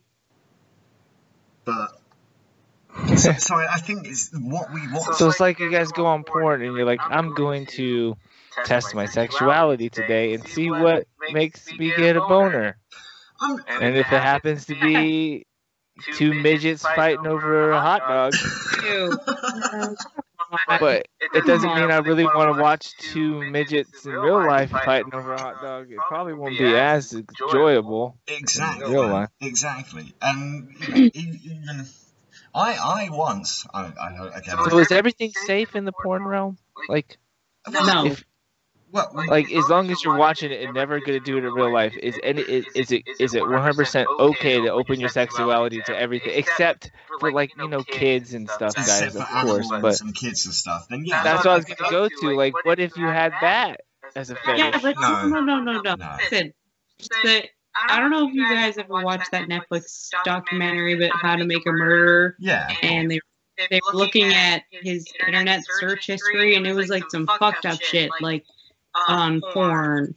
It was like women, like almost dead women and stuff, like, and that it's like, yeah. But what? As long as it's between consenting human adults, then I don't think it matters what niches people are into when it's just in regards to what. But do you think it's healthy for somebody to have those search patterns but not be a psychopath? Well, wait, or what search patterns? Homicidal maniac or whatever? Well, if you're looking at like half-dead girls or girls being kind of assaulted, actually, this is a weird one. Because I used to date a girl quite a long time ago now, actually, and I asked her what her biggest fantasy was, and she was like, my biggest fantasy is to be raped, and I was like, that's fucked, that's horrible. Yeah, but some girls think, or this girl in particular, thought that was hot, and she was. I guess I hope she meant in the context of like prearranged, but the guy pretends to be doing it, and she pretends to not want it. But it's still a very odd fantasy to have. There's a difference between being raped and then like, having sex with someone, like being a little forceful. I don't know, like. It's not like you have to rape someone, but as I'm saying, like, is, looking at weird porn, like an almost like dead girl or whatever, like from that show, and then incest, that's both illegal. So if people are searching like incest porn, is that, I guess, no, never mind. It's not illegal because it's fake, but I think consent plays a big part. But in the mind sense, though, is like, does that not have some kind of like psychological background to it. Like, I'm not sure. What if it's just some kind of strange, morbid curiosity, like when? For me personally, But it's just for the record, I'm playing devil's advocate. I just like to get conversation started. I do not condone any of this shit. No, it's interesting. It's an interesting topic. I do not condone in any of this. It's just for conversation. That's all. No, I for me, like, because what makes when I do watch porn, which as we've made quite clear is quite often,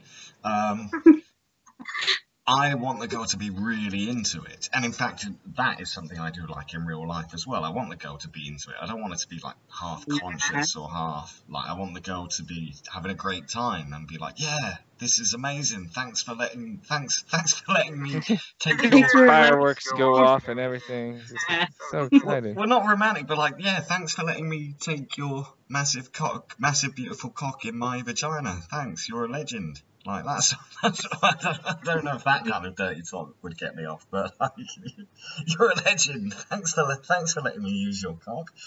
But Wow. But I think. Oh, sorry. Yeah. No, keep going. I think in regards to some fantasies, it's like looking through a window, isn't it? To something that would never happen in real life. So when you're talking about strictly just watching pornography, it's like, okay, I'm going to watch this stepdad and stepdaughter video, although it would never happen in real life. It's kind of hot to see these people pretending it's happening, if that makes sense. But in real life, you have to be able to separate that from like, go, okay. However, if you, sorry. No, I just said, well, yeah. But at the same time, I feel weird because everyone now knows that I like to watch lesbian porn. Don't worry, the things I've said are a lot worse. But I only do it. Oh, I've admitted I watch lesbian porn, so you know, I'm right there with you. Unusual for a guy to watch lesbian porn.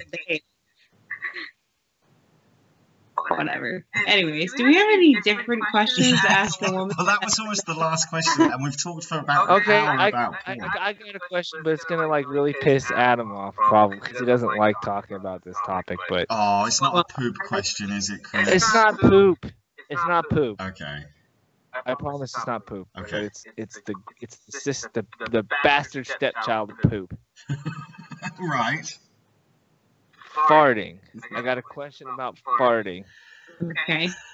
Look, how you girls be farting all the time and then not claiming it and then like blaming it on us. It's shit, or just outright denying it to a point where we quite try question logic. Like, you fart in the car, it doesn't make a sound because you guys are experts at doing that, and it just stinks, and you go, what the I didn't fart, because if I farted, I'd laugh and claim it. I'm a big-ass kid. And then you didn't. Okay, so I just want to know, like, on a regular basis, how many times do you, like, either deny a fart or play it off or just straight up just like act like you don't fart or say you don't fart? Yeah. Okay. There's like way more behind the question, but I'm gonna stop because it's gonna piss Adam off. I feel like a dick. Okay, I'm an idiot because I hold if I'm around a guy, I hold my farts in. Like, I don't even fart, and then. Why though? Like, and I don't know why. It's like, it doesn't make any sense because it makes us less womanly. I don't know. But at the same time, makes you cranky is what it does. That was when I was younger. Now that I've gained, like, you know, a couple age, like, now that I'm almost 28, it's just like, I just don't give a shit. And then, but now that I go to sleep and then a guy says, you know, you farted all in your sleep,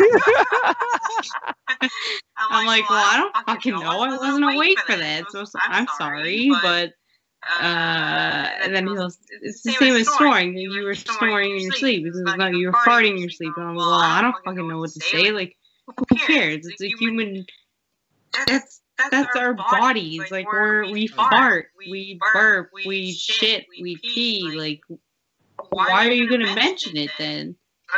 What I'm saying is like, Stop is being- it on the same frequency as us guys? I'm pretty sure it kind of is. We all got the same kind of plumbing, Yeah. so to speak, in that Yeah. regards. I But don't it's more or less like like my wife, right? She will not admit that she fucking farts when she's by herself in the car or alone. She just won't. I know this sounds really petty. I've been with her for 11 years. I've only heard her fart twice. Wow. And she denies letting one rip in the car. I don't know. Sometimes when I work with women, so I can't be ripping them off, man. I'm like, yeah, I hold them. But when I get in the car, I'll be like, oh God, been holding on to that one since 8 o'clock this morning. And she wants to act like she don't do that. But then I be getting in the car sometimes, and I'm like, Did your wife grow up with two? Did she grow up with brothers or sisters? she grew up with 2 older sisters. Okay, that's why. There it is. Because I grew up with 2 brothers, so they fart and burp all the time. I fart and burp all the time, and somebody asked me like, did you fart? And I'm like, yeah, I did.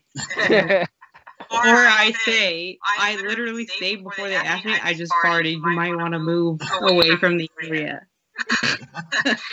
So this is me. I'm probably not like most women that grew up with another girl or whatever girl influences around them, but yeah, I just let people know like I farted. I don't. If it's silent, then I won't say anything. But if it's like silent and deadly, then yeah, I'm gonna say You'll claim it honestly every time you're in. No matter what situation you're in, you let one slip. It doesn't make a sound. If someone goes, "Geez, someone farted," you're just gonna keep your ass quiet, right? You're not gonna say a word. But if they point blank ask you, "Hey, you fart," are you gonna claim it? Or are you gonna just keep going denial? Keep riding the denial train all the way to the end of the station. No, honestly, I claim it before somebody even asks me. That was me. Like if it stinks, I'm gonna claim it before someone asks me and say like, get out of the area. Like, or if it's in a car, I'm gonna say, open your window. I've actually got about. I have no problem admitting that I farted. That's a basic human instinct, like, or whatever. Like, that we all fart. It's simple. Yeah. I grew up with 2 brothers. They farted all the time in front of me.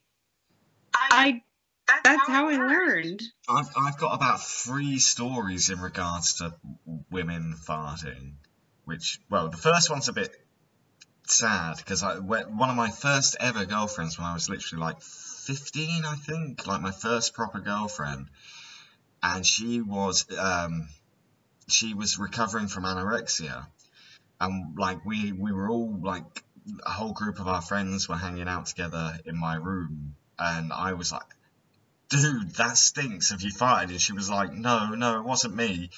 And like afterwards, one of her friends took me aside and was like, she's dealing with a lot after recovering from her eating disorder, which makes you fart a lot, so you might want to be a bit more tactful. And it's not like I was mad about it. I wasn't like, fuck you bitch, why are you farting?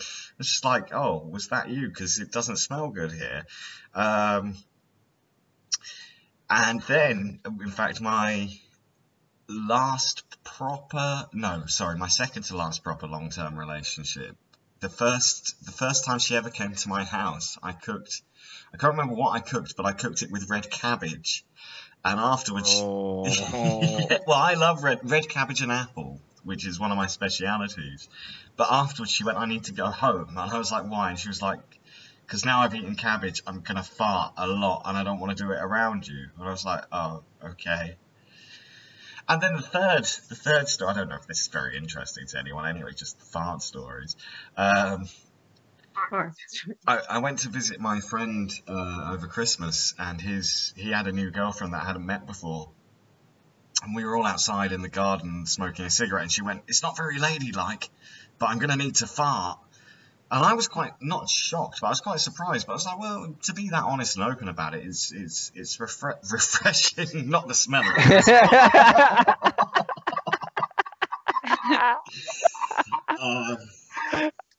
it.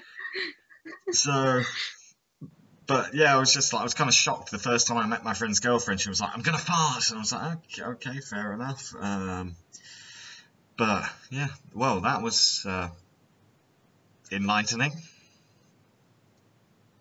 That was. Yeah. Yeah, sorry. That's just... Chris, I don't have so much of an issue with farts. It's just people talking about poop that I don't like. I don't like that at all. I just think a bunch of women who just deny. They blame it on the kids. And I'm like, that's not cool, man. Because I've been coming in your classroom and it'd be stinking. I don't understand why people deny it. It's just like own up to your fart. It's not that big of a deal. It's not like your life is gonna end. It's just a fart. That's all. We're gonna giggle and then we'll bring it up a couple weeks and we're like, hey, everyone's so right. It's human nature. Yeah. Well, But women are just dumb. I don't know. Whatever. I'm not saying all women are dumb. I'm just saying, if you deny your farts because you're too embarrassed, then you're dumb. the old classic phrases, whoever smelt it, dealt it. Whoever did the rhyme did the crime. Exactly. That was the next one I was about to say. Exactly. But then that's another niche for porn as well, Chris. I don't know if you're aware of that. Farting porn? Yeah. I'm sure there is. But... Have you ever seen the South Park episode where the internet gets shut down?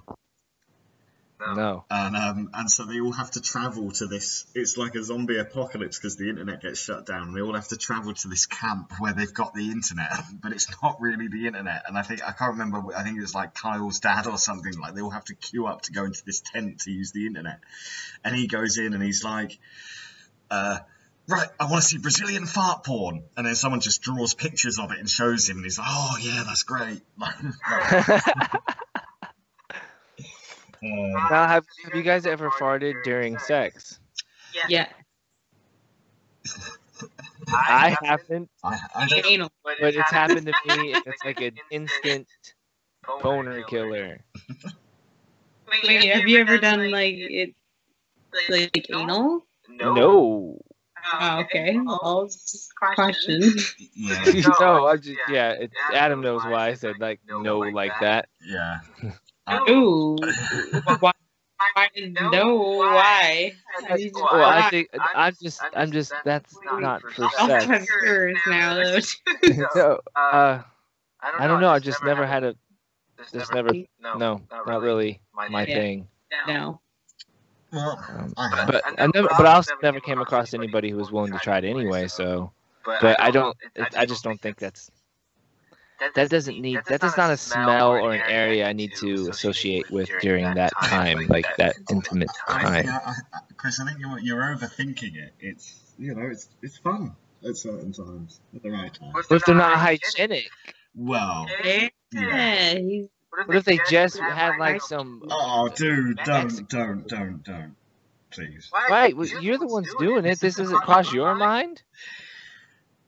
I don't want to get too disgusting and horrible here, to be honest. Okay, to be fair, I was getting but I'm just saying that's why those thoughts. Yeah, no, I had some good experiences doing that, and I had one terrible experience, and I don't want to do it anymore. Oh no, you got shat on, didn't you? Ew. I'm not elaborating any further. I didn't get shat on, no, but no, fuck, why am I saying this all on a live stream? Anyway. Yeah. We should let's think of another question that guys have for I love the way women. you've written in the chat, any questions for us women, as if all three of us have become women now. Well, no, there might be women in the chat. There's women here. They might have questions. It does seem like most Sorry, it's for fucking men. Oops. Yeah, men. There's men in the chat. Wait, are there men No, in there the chat? doesn't seem to be. It seems to be like this. All women, yeah. Well, I mean, you are very good looking, Adam. So that might be why it's all women here. Well, I appreciate it. Ooh, brown chicken, brown cow. That salt and pepper hair, though. Well, Oh, Harry, it seems there are more women in the chat than men. Yes, you are right. it seems that we're all women. Well, Chris and I are honorary women for this chat. There doesn't seem to be any men left. I have questions for men. Go on then. Oh, shit. I might have questions for you. Let's think. The shoe is on the other table. I seem to have a blank mind right now. I don't know. Let's think. Linda said it got too uncomfortable for the guys. They can. It's odd, isn't it? The women could hack all the weird, dirty stuff we've been talking about, but the men were like, "No, that's too much. Gotta go." So do you? Okay. Well.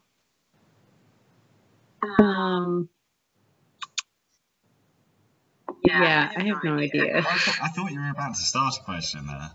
I was like, I felt like I had good intentions, and then all of a sudden I just like lost my train of thought, and I'm like, I have no idea what to ask a man or men. We're all confused. Yeah, I think men are much more open books to an extent, though. So what do you? Okay, most of you, what would you go on a dating website for? To fuck or to like find someone? And then, oh wait, when you go on a dating website, what pictures do you like from a girl? Is it like selfies, or do you like pictures with them with other girls, or? I like selfies because hopefully they've got no friends and they're really vulnerable. Oh. So they're down to fuck. Well, no, sorry, that was a little bit tongue in cheek. But you know, this is weird. Apparently, I actually read about this, that men are much more attracted to women who take selfies of themselves. However, women don't like men taking selfies of themselves because they look lonely and like they don't have friends. They would far rather see a man in a group. That's the thing. If I see a guy taking selfies, I'm like, you are creepy. And then if guys look at girls with selfies, they're like, yeah, you're hot. But at the same time, my ex always got pissed off at me if I posted a selfie. He would be like, why are you posting a selfie? You're only posting it to get likes and stuff. And I'm like, well, I don't see it that way because I already like myself. I don't give really a shit about what other people think about me. I think I'm hot. That's why I'm posting it. That's all. And then he was like, nah, you're just doing it for gratification, blah, blah, blah. And I'm like, well, that's how you look at it. If you like it, don't follow me. Get the fuck off my Instagram feed then. If you don't like it, go away. And that's always been like a problem with me and my ex. It was like, if you don't like it, don't talk to me. To come back to what you said before, like what are men looking for on dating sites? I think men are a lot more kind of open. The thing is, I think most guys that are on dating sites, or speaking from personal experience, are looking for, I was going to say anything they can get, but I don't mean it like that. Like perhaps, you know, if you meet a girl and she's just DTF, as the kids say these days, then great, that's fine. However, if you meet someone and you have a connection, that's fantastic. Whereas I do notice a lot of women's profiles are like, oh, well, if you're just looking to fuck, don't message me. It's like, I don't think men really are bothered. They could be looking for a relationship, but if a woman just wants to sleep with them, then that's fine too. I don't think men are so particular about it, whereas I think women do kind of have. Women are. Sorry. Yeah, 100%. Women are definitely more particular about it.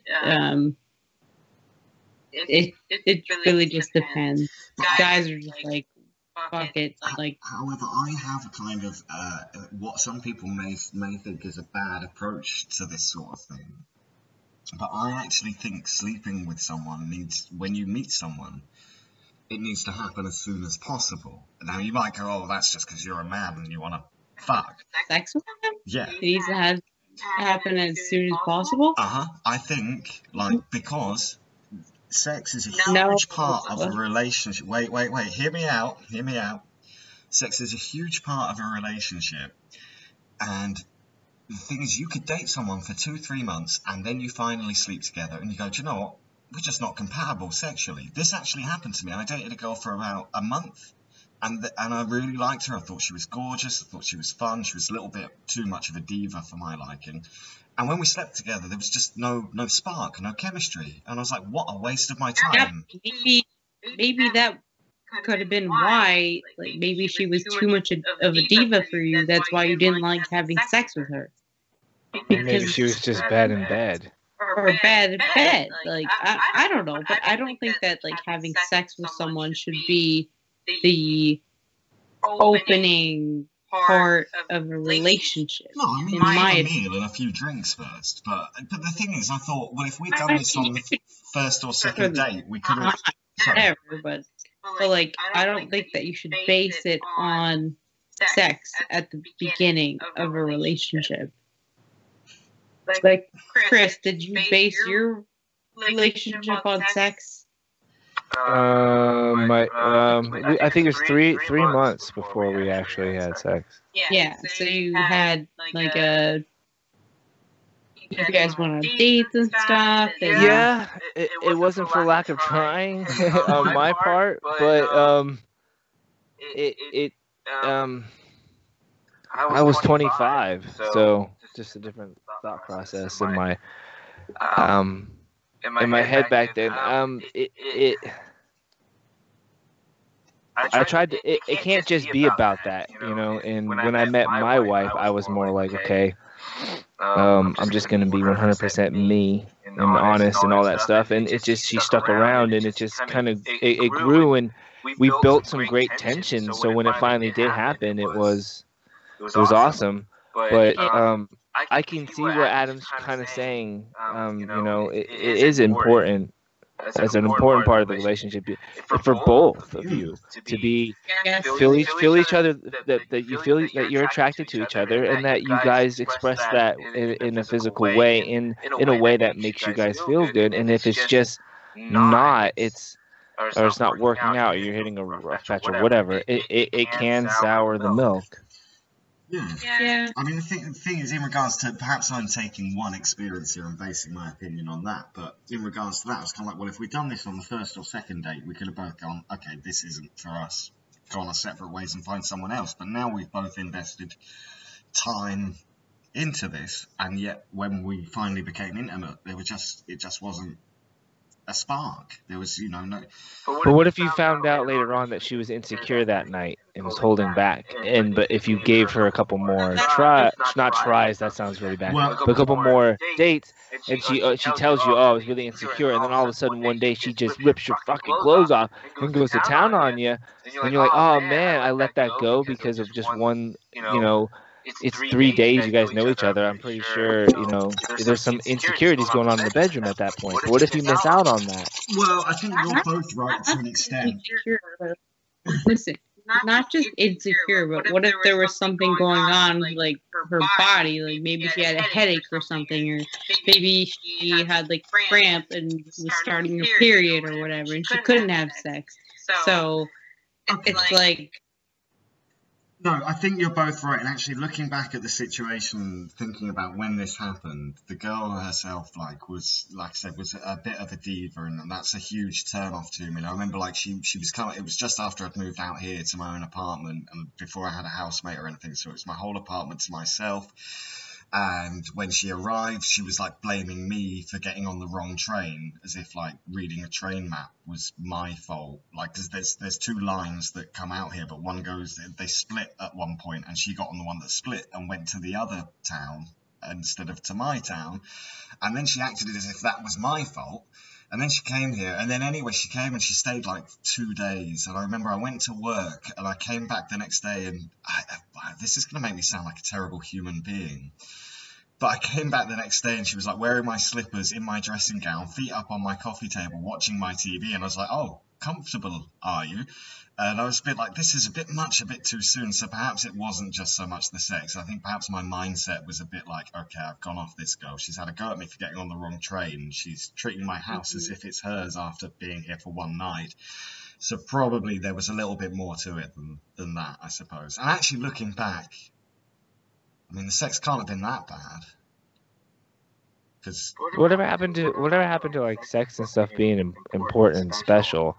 Like, say a girl, like an attractive woman, has maybe 2 dates a week.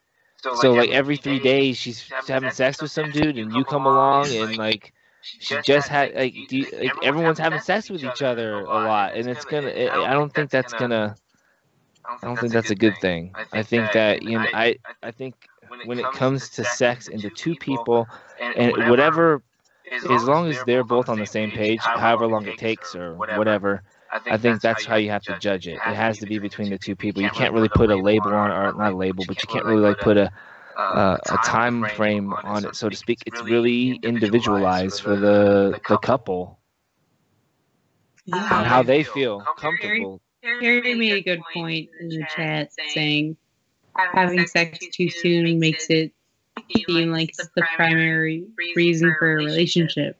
And that's how most women think. Yeah, I guess so. That's a good point. But see, again, this comes back to what we were talking about at the very beginning of this stream. I've got no issue with a woman who's comfortable in her sexuality, and if she wants to sleep on the first date, that's fine. It doesn't mean the next day I'm going to go, oh, what a slut, I'm not going to speak to her again. I would be like, okay, well, if I was willing to have sex on the first date, then why shouldn't she be? Why do we need to put people on these pedestals and go, okay, well, I want to see you again. We had a great night together. We had great sex together. Let's do it again. And then you might get a great relationship. But I can see every side to the coin in regards to this, I suppose. Yeah. But then also at the same time, I understand, I see Terry's point. It's like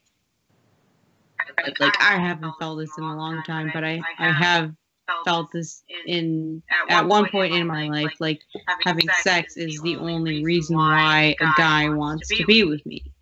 So having sex initially would make us feel like that.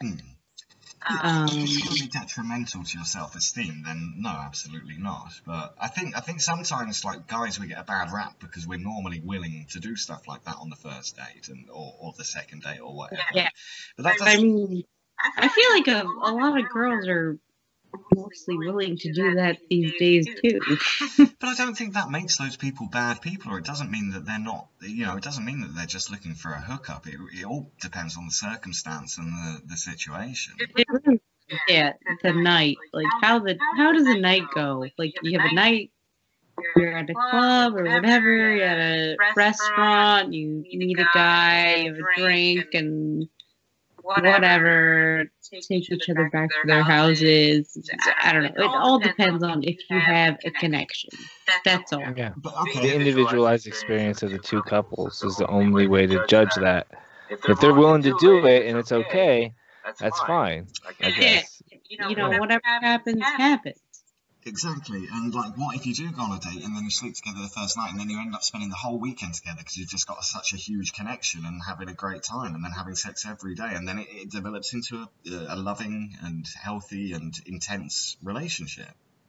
And then if it doesn't, then it doesn't. Then you move on, and that's it. We should stop. That's the type of life that we live in, though, now. So it's like, either you have that and you move on, or you just have that and you dwell on it. It's like it's your own life. I don't know. Well, I think we should stop judging people so quickly on what they want to do with other people. Whatever happens among consenting adults is fine, but Terry's just made a good point here. It's okay as long as the woman wants to, and as long as the man wants to. Yeah, as long as they're willing, for sure. Right.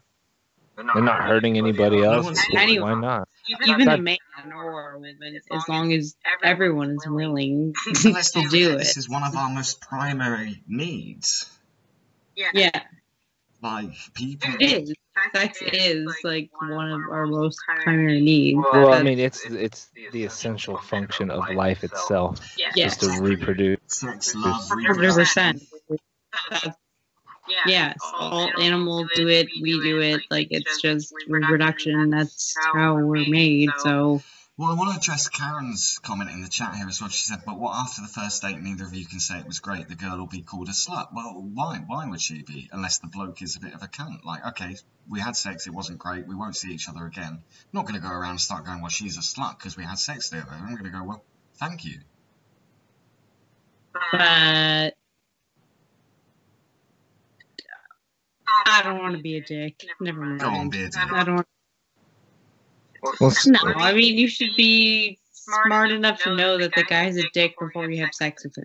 no, that exactly. Yeah. Yeah. I mean, if that happens to you, and this might sound harsh, but remember that, and then when the next smooth talking asshole comes along, you'll remember, you'll keep that in mind. Yeah. That sucks. Yeah. But I think we've all kind of been there. I think male and female, we've all been kind of, I wouldn't say tricked. Well, it is tricked. We're tricked or duped or misled or played in some regard, and it sucks, and it does. It burns, but But there's to hold every guy who, so one guy does it to you doesn't mean every guy's going to do it. If one girl does that stuff to you, doesn't mean every girl's going to do it. You have to learn to judge people a lot better, and when you get into those situations, then you make a call, and you kind of have to live with the consequences. The guys... like, Oh, sorry. you also have to, look up for yourself and play your own game as well. And, kind of make it seem like everybody's being a dickhead, even though they might be. So you have to have your guard up. You have to be a little cautious of everyone that you first meet. And you can't let your guard down and let them take advantage of you at first. You have to be cautious. You have to assume they're hostile and put your shields up. Exactly. Yeah. So, and I think the shoe can be on the other foot as well. I think it's good, and this kind of comes back to the stream that we did, Chris, recently. And like, men do get a very bad reputation, and not all of us are like that. I'd like to think, Chris, myself, like women also get one too. Women also get a bad rep too. But I mean, like, to think, like, even if I slept with someone and then we went, okay, we're going to go our separate ways, I'm not going to go to my friends and go, she's a slut. I might go and, like, oh, the sex was awful, or the sex was fantastic to your friends, because you confide in your friends, but no one else. You're not going to start spreading rumours about people or anything. And I think, there are nice people who, such as, I'd like to think, such as myself, who are nice and polite and courteous and chivalrous, but who are also sexual human beings. I mean, we're all sexual human beings when we're adults, aren't we? Oh yeah. Yeah. So yeah, I think it depends on the guy. If the guy's a dick, then yeah, he might be like this. In fact, a guy that needs to go and say the girl is a slut is normally because the guy has been scorned. Because he slept with the girl and then she doesn't want to see him again. And that's her prerogative. The same if the other way around, vice versa. But it's because he's been scorned. Because you say, oh, well, I don't want to see you again. And it might not necessarily be due to the sex. You might have sex with someone and then you might learn something about them or find out something about their personality that's not attractive to you. And you go, okay, well, I don't want this to go any further. So the guy starts going, oh, that's a slut. Well, that guy's a bit of a twat. And it's probably because he's got very low self-esteem himself that he needs to then slate the person that he slept with. Whereas most of us guys, I would like to think, the majority, would be like, okay, well, that's all right. We broke up amicably. That's another one for the old wank bank. And just move on with your life. Right, tip your hat to her and bid her adieu. Exactly. Exactly. I do personally feel that guys, that we do get a bad reputation. And there are some.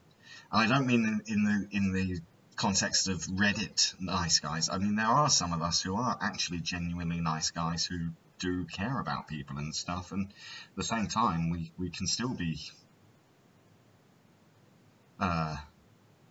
sexual beings.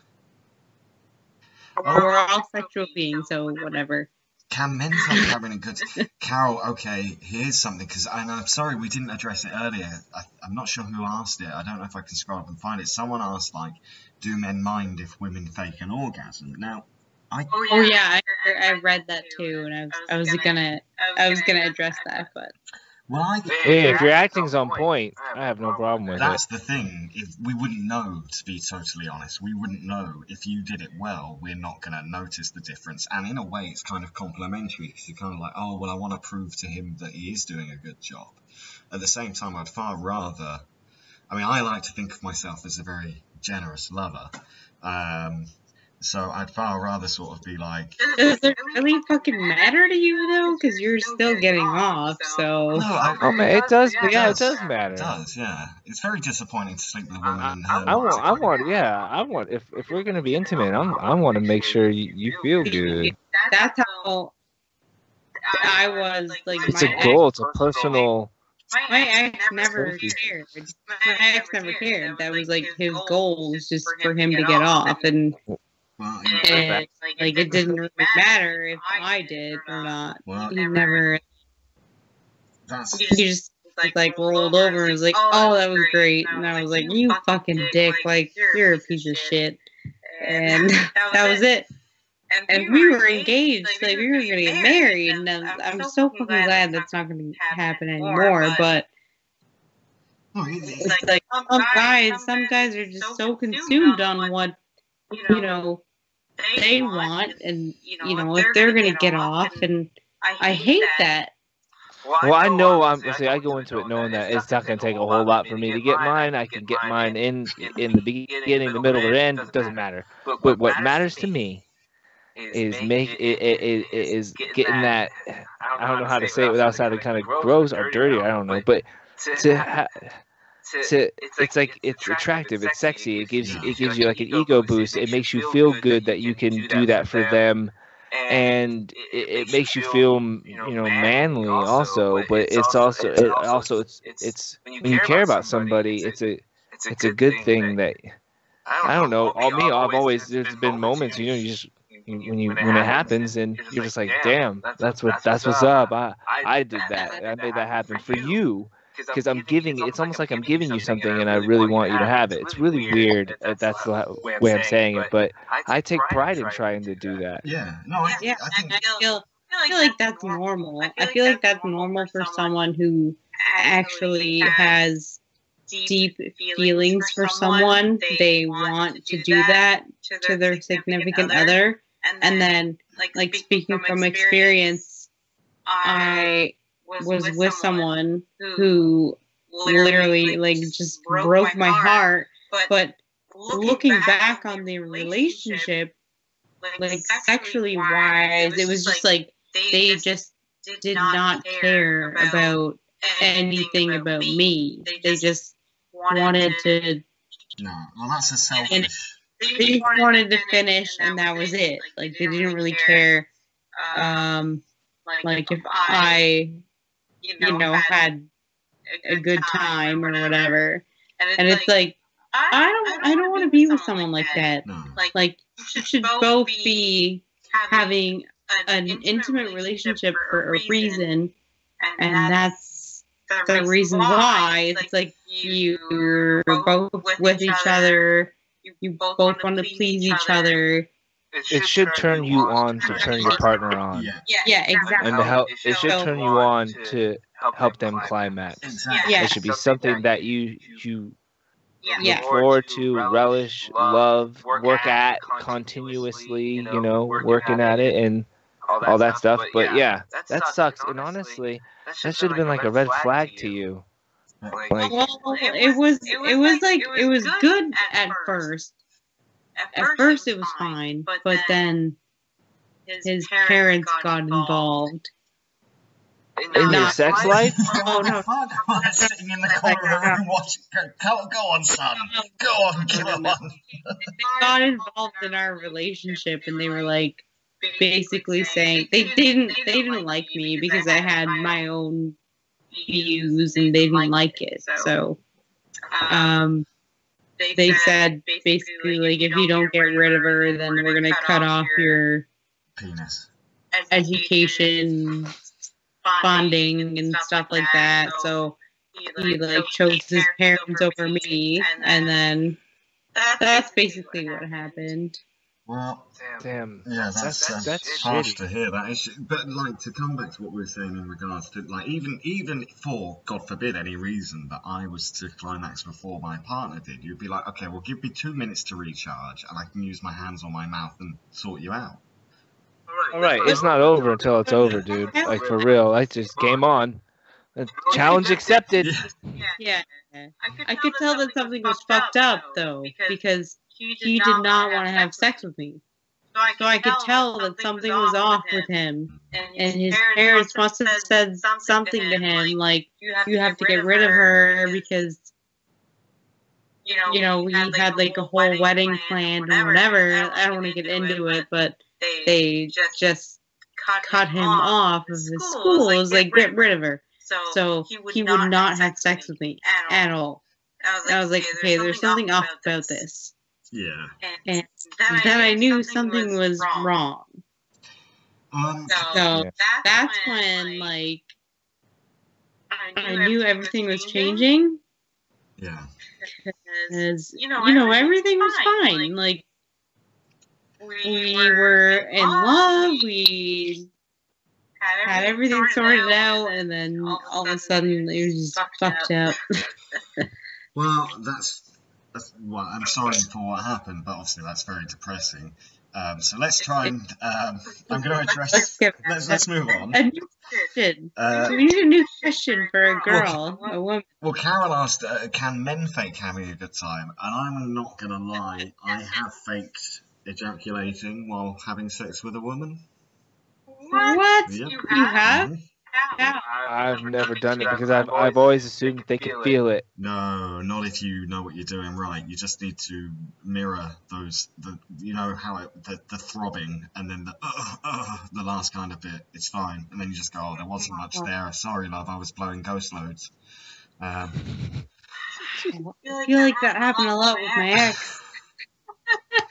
But the only reason I've done that is because like she's finished, she's been satisfied. I'm like, honestly, I'm too tired, or maybe I've drunk too much to come. Like, I've got hard, but I'm too tired, or I've drunk too much, so I just need to say this is done. Why don't you just tell her? Tell her I can't do it. It's just not going to happen, and I'm not going to try to kill myself to make it happen. Because it's damaging to the other person's self-esteem.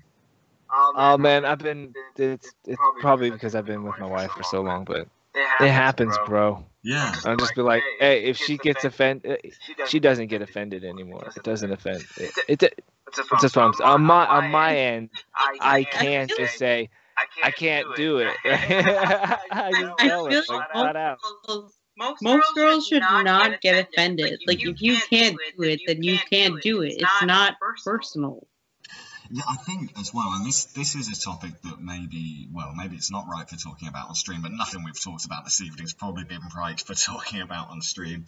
But I think women don't really appreciate just how difficult it is for guys at times, because not to blow our load within the first 5 seconds. No, or the opposite.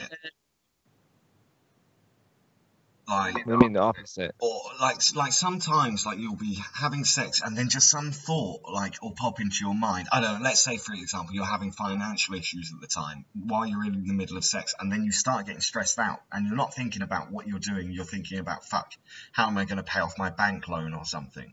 Well, the second that pops in your head, you're done. Yeah. Exactly, and then it's hard to come back from that. Yeah, and so that pops in your mind, and then you're like, shit, well, I'm not going to be able to finish here. And then, yeah, if you're with a partner who's understanding, that's great. But also at the same time as well, like, stop thinking about that. You need to think about like you're banging some hot girl. Well, yeah, hopefully that. Keep her, and then fuck your problems, and worry about them tomorrow. Well, if the girl's hot enough, then I'm sure none of that would happen. But I think it's more something like maybe if you've been with someone for a little while or something, or even to like. This is the trouble, because you panic and you go like okay, like you've had a few drinks and you're like, well, I don't think I can perform, but she's going to be really upset if I can't perform. She's going to think she's ugly or something, and then you start, and the more you think, the more your mind starts to go, you're not going to be able to do this, are you? You're not going to be able to do it. You just shut your mind off and say, just fuck. Just have some sex. That's it. It's so weird to hear a girl say that. Yeah, well, true. Just shut your mind off and just have some sex. It's hard sometimes, you know, some people carry a lot of like worry and stress, like surface level shit. And it's not like we go out to do it. Like sometimes for me, like it's the flow. If we stop for just like 2 seconds to reposition, that's all my brain needs to do to think about something else.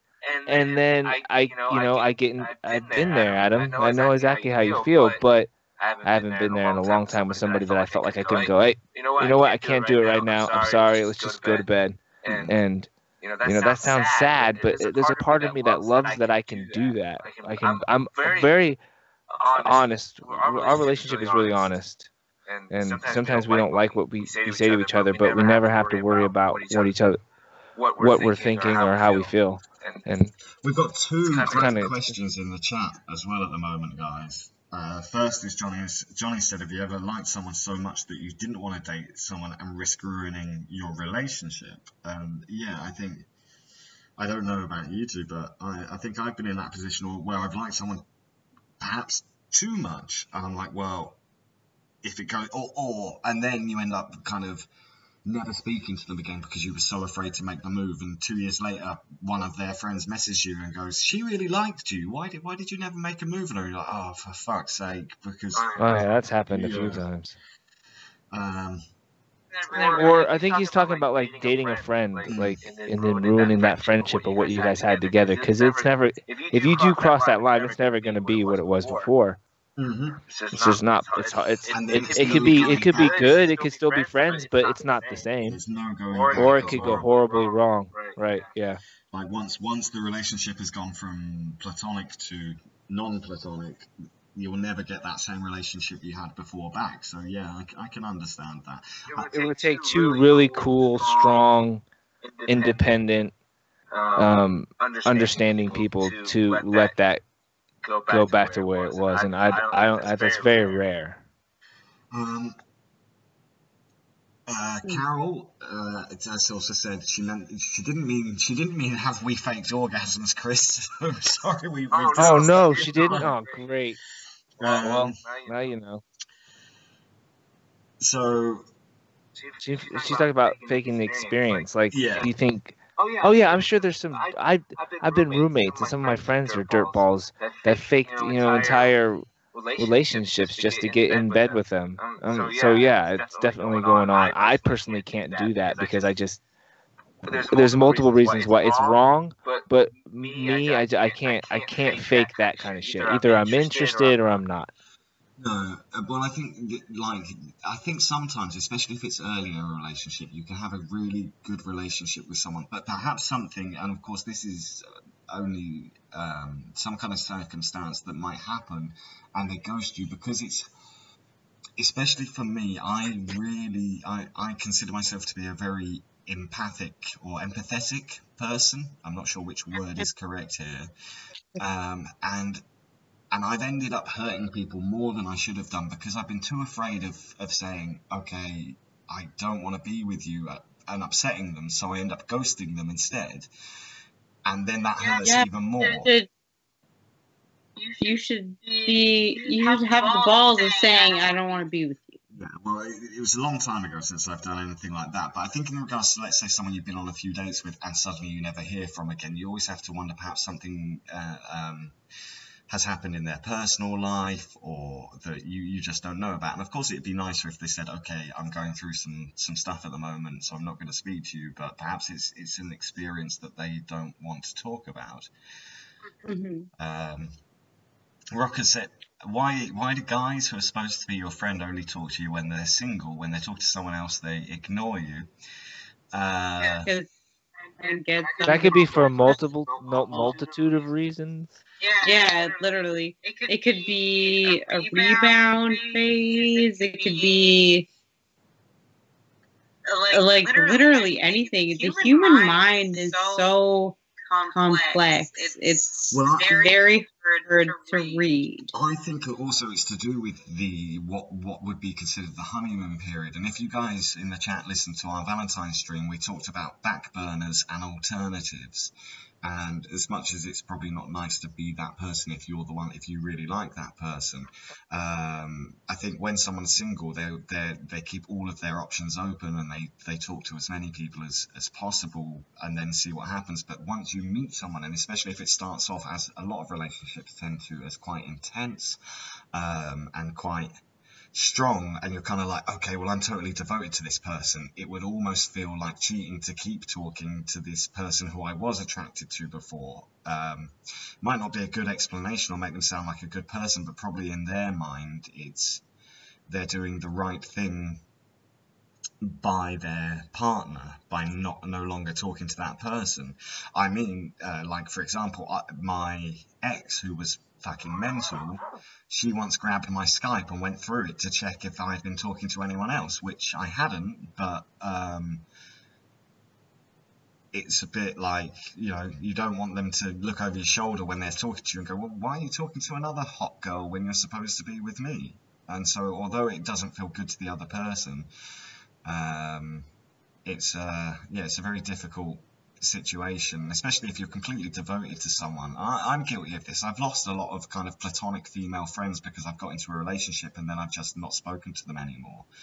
But at the same time, when I say platonic, they were probably people that there was a mutual attraction with, and then I thought, well, I can't talk to them anymore because I'm trying to be devoted and committed to one person, if that makes sense. Yeah, it does.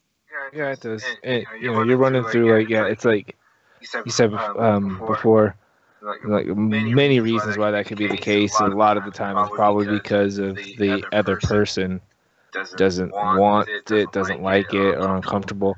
And that kind of leads me to something like, it's like, might be not off the subject a little bit, but like, can married men have girlfriends? Can married women have guy friends? And when you're coming into, and also, but when you're coming into a relationship with somebody and they have a friend who's a guy, that's their best friend, and then all of a sudden you're dating them and they can't talk to that person, I think that's kind of, you know, I think it's bullshit personally. I think there if you're dating somebody and they stop talking to you, or no, I'm sorry, if you're with somebody and or they're getting with somebody and they stop talking to you, it's usually because of the other person that's involved in the relationship, male or female, probably isn't comfortable with you talking to another person of the sex, which I believe is just it's bullshit. You should be able to have friends be friends with whoever you want to be, and outside of relationship.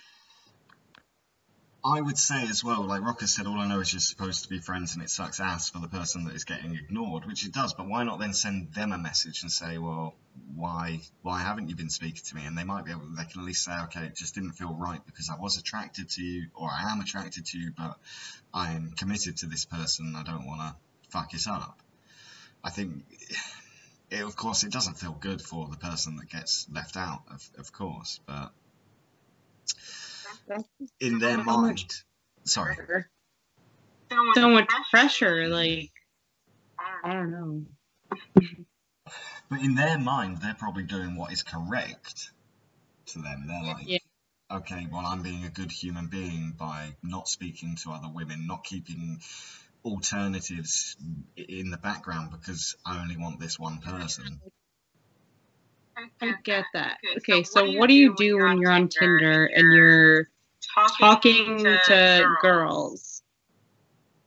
What do you mean? I just send a dick pic. What? What's the question? By the way, I'm joking. I'm asking, like, what do you do when you're on like a dating website? You have a girl talking to you, and I don't know, like, it's the situation is weird to me. Like, never mind. I'm just gonna retract my. No, I'm trying to understand.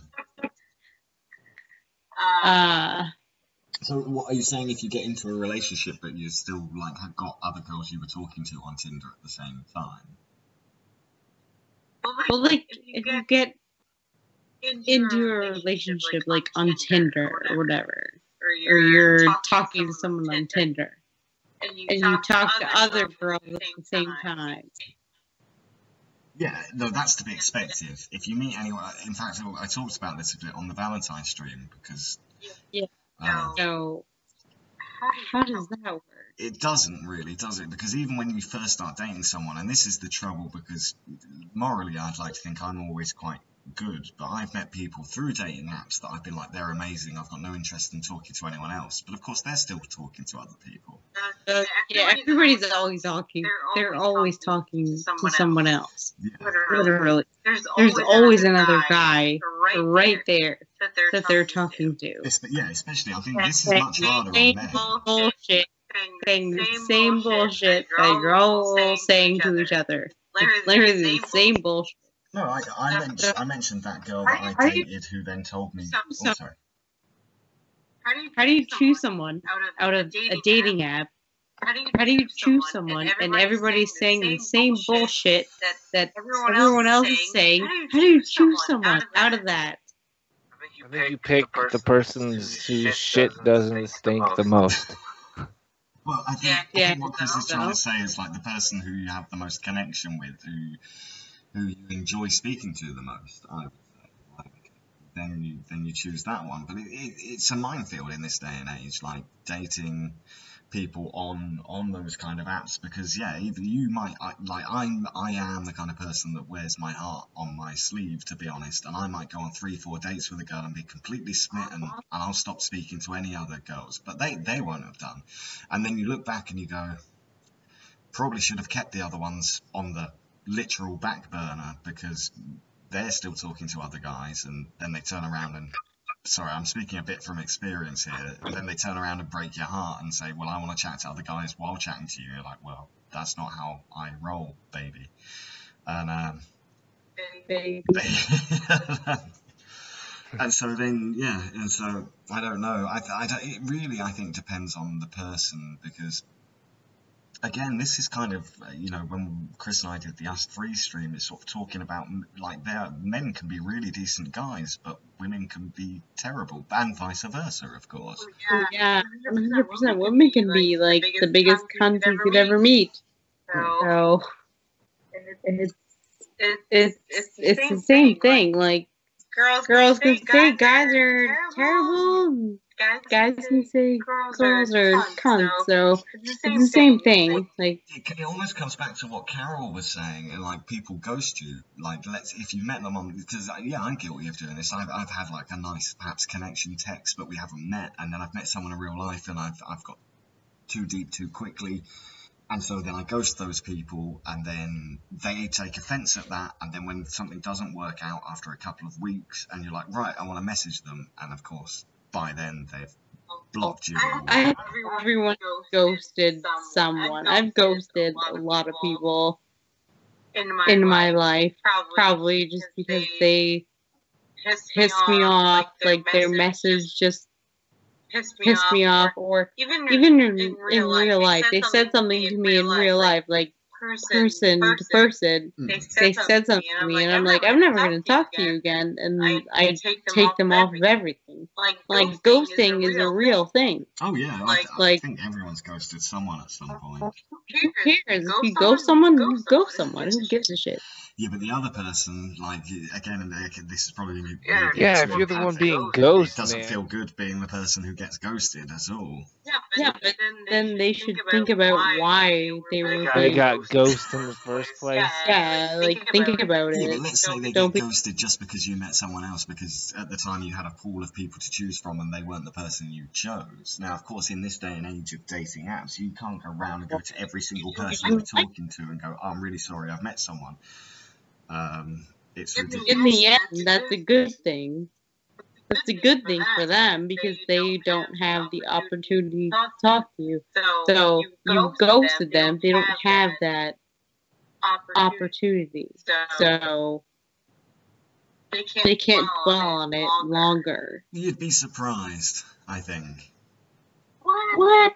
No. Yeah. If I met someone and I didn't like them, I would ghost them. But that's because you big don't like time. them. Okay, so you have a few So conversations. when you ghost somebody, that's your way of saying not interested. Take the Yeah, hit, Pat. and then they should get over that. That's their own problem. Oh, Get okay. over it. But it depends on the If context. a guy said that, how would you feel about if a guy said what you just said? If a guy said, "I don't want to be with you," Nah, when a chick Just messages leave me, the man, message, I'm not into her. I just ghost her. Fuck it, that's her problem. Yeah. Move along. Like, how would you feel if a guy said that about women? We be misogynistic assholes, Yeah, right? we would be branded We misogynists. would be. I'm not trying to be mean. I'm just trying to say, right? That sounds like that sounded like a dick. What I just did. That sounded really hateful and mean. Yeah, I'm but just it's saying. true though. Yeah, but see, but it's it's like Would you be pissed if a guy said that? No, not said it, Not at all. but if ghosted. that's not into me, then he's not into me. Well, I don't know if we're all talking at crossed purposes here, because what I'm talking about is, let's say you've been speaking with someone, maybe romantically might be pushing it, but let's say, flirtatiously with this person, and then all of a sudden they ghost you. It's gonna hurt. Well, Yeah, I've been there. I mean, if it's happened before, but I've gotten used to it. So, if someone were to like do that now, I would be like, I don't really care. If you're not into me that way and you ghost me, then fuck it. But this is almost what I said, like I have done to people, but more from fear of being like either coming across as a conceited arsehole and saying, "Oh well, I've met someone else and I'm not interested in you anymore." That to me seems like it might be more hurtful than just never speaking to them again. But then if they're sending you messages or whatever, and you know they're still interested, it does make you feel like, well, it doesn't make me feel like a good person for doing it. I think maybe I need the one. I need advice because apparently I'm the one that's been ghosting people. Wow. So, well, I went through like a huge breakup, and I just haven't been wanting to go like hang out with anybody, and I've been ghosting people's messages. But people have been saying to me like, "You're ghosting me. You're not messaging me back," and I'm like, well, I don't really know what to say back to that. Like, I just don't really care. Yeah, I think your situation's a little bit different because you've been through a difficult breakup recently. It's kind of understandable. Like, you're dealing with your own emotions. Why should you have to deal with theirs? That's a bit different. Yeah, I just like, I'm not taking anyone's feelings into consideration right now, maybe. But maybe some people, but not most people. I'm not really caring about their emotions. So it's like, even like my cousin, if I don't message her back, she's like, why didn't you message me back? And I'm like, well, I just don't want to. When it comes to friends and family, I think that's a bit different because you'll always get back to them eventually. I'm guilty of ghosting Chris, and he's guilty of ghosting me at times just because we're busy with our own lives. I'm not going to start crying in the corner going, Chris hasn't replied to my Twitter message, the bastard. Oh my god, Adam hasn't replied to my... But see, that's not ghosting. With me and Adam, we get back to each other eventually. I think ghosting is like complete disappearing, never talking again, no trace of the other person, no essence. Yeah. Like, you right? Ghost them, like... You're not really ghosting anybody, you're just putting people off. That's not ghosting. You're not ghosting. You're going through something and you don't really feel like explaining it to everybody. You want to be left alone. Yeah, people are saying that I'm ghosting them, and because they're not using the word properly. Yeah. Because it's a buzzword, so they're saying it's a wrong. Yeah, they're using the wrong verb. Yeah. I will literally eventually get back to everyone who messages me and just takes my. I just take my own time and just. I'm gonna ghosting. Yeah. It's annoying, but it's not ghosting. Yeah, that's not ghosting what you're describing. That's just if someone's truly a friend, then they're not going to be bothered. They understand the way they'd be telling you, "Oh my god, like why you ghost me?" No, like I'm never No, not like that. Yeah. If somebody ghosted me, I would get over it in like 2 seconds. No, I think in terms of ghosting, it's more like someone you met and you go on a few dates with, and then you suddenly disappear without explanation. Yeah. It's more of a romantic thing. And Rock has And said, when you try to reach out to them, you get nothing. Yeah, Rock has said the truth is better. The trouble with ghosting, especially for someone who does like you, especially if you've perhaps met in person, and Andy and I discussed this on Valentine's Day, where you end up making yourself look like an absolute fool because you send like 17 messages. And you're like, why do I keep messaging? Why am I still messaging? They're not replying. And yes, I can't help it because I'm a fucking idiot. Do we have any more questions asked? I don't know. Yeah, we've been going nearly 3 hours. Yeah, I gotta get ready to go. I gotta go to school in the morning. No, it's a holiday tomorrow. No, we have a snow day, so we have to make up the day. So we're gonna be making it up on President's Day. Oh, what? Yeah, it sucks. Everyone's pissed about it. God, where do you live in America? I live in northern Kentucky. Oh, okay. Well, I'm in Canada. We have Family Day, so tomorrow's a holiday for everyone. Oh, cool. That's nice. Yeah. Well, Sucks to work. every day's a holiday for me. Well, not really. Yeah. You literally do nothing. I don't do nothing. I do work. I just don't work enough at the moment. I can Google more. We still have viewers. I can Google more. What, you want to stay here until everyone leaves? You realise someone will stay and watch all night. No, I know that. So I will stay on. Brilliant. I mean, you know, Chris can go whenever he wants, but Thank you. But I'm not allowed. stay on. She wants to ghost me as fast as she can. She just can't wait to ghost me. All the, No. You sound like a good guy. I like you already. Your wife is a very lucky lady. Well, thank you. I appreciate it. You're quite lovely. I like talking to you too. Good. Great. Trying to get some questions here. yeah, I don't have enough alcohol to do another 20-hour. I don't have enough. I ran out of alcohol, which I'm really sad about. Well, I've got. We don't know what to do now because I have no alcohol. That's okay. Let's prank call people. Your mum? Yeah. Let's do it. Finally prank call your mum. Hell no, not at this hour. Alright. I'll give her a call tomorrow. Remind her. Can we prank call some Indians? Not now, because they'll all be asleep, because it's not even working hours in America. Did you just say, can we call some Indians? Yeah. No. That's for the What or dot ones? Which ones? I did not say not that. the Native Americans, the The Browns. Christ. Aren't they both brown? Oh, guys, come on, let's maintain a little decorum before we get ourselves in trouble. It's just skin I'm pink. not getting myself in trouble. I'm just saying. Okay, before you get me in trouble, because it's my channel, and I'm the one that's going to face the consequences for all the horrible things that you two have said. I totally take total full repercussion of this. My name is Ivana. Adam has no involvement of my words. Thank you for that disclaimer. Well, Thank you for that really well put together disclaimer. I'm sorry. I've been drinking a lot, so yeah.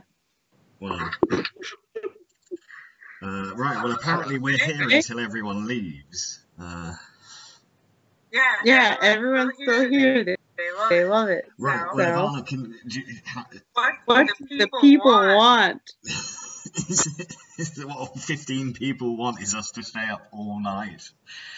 I was just waiting for one more good question, but I can't really think of anything. You guys could maintain. You did it. Yes, I did. I did. You guys could maintain the conversation because I really need the bathroom, so I'll be back in like 2 minutes. So All right, we'll maintain. show how entertaining you guys can be.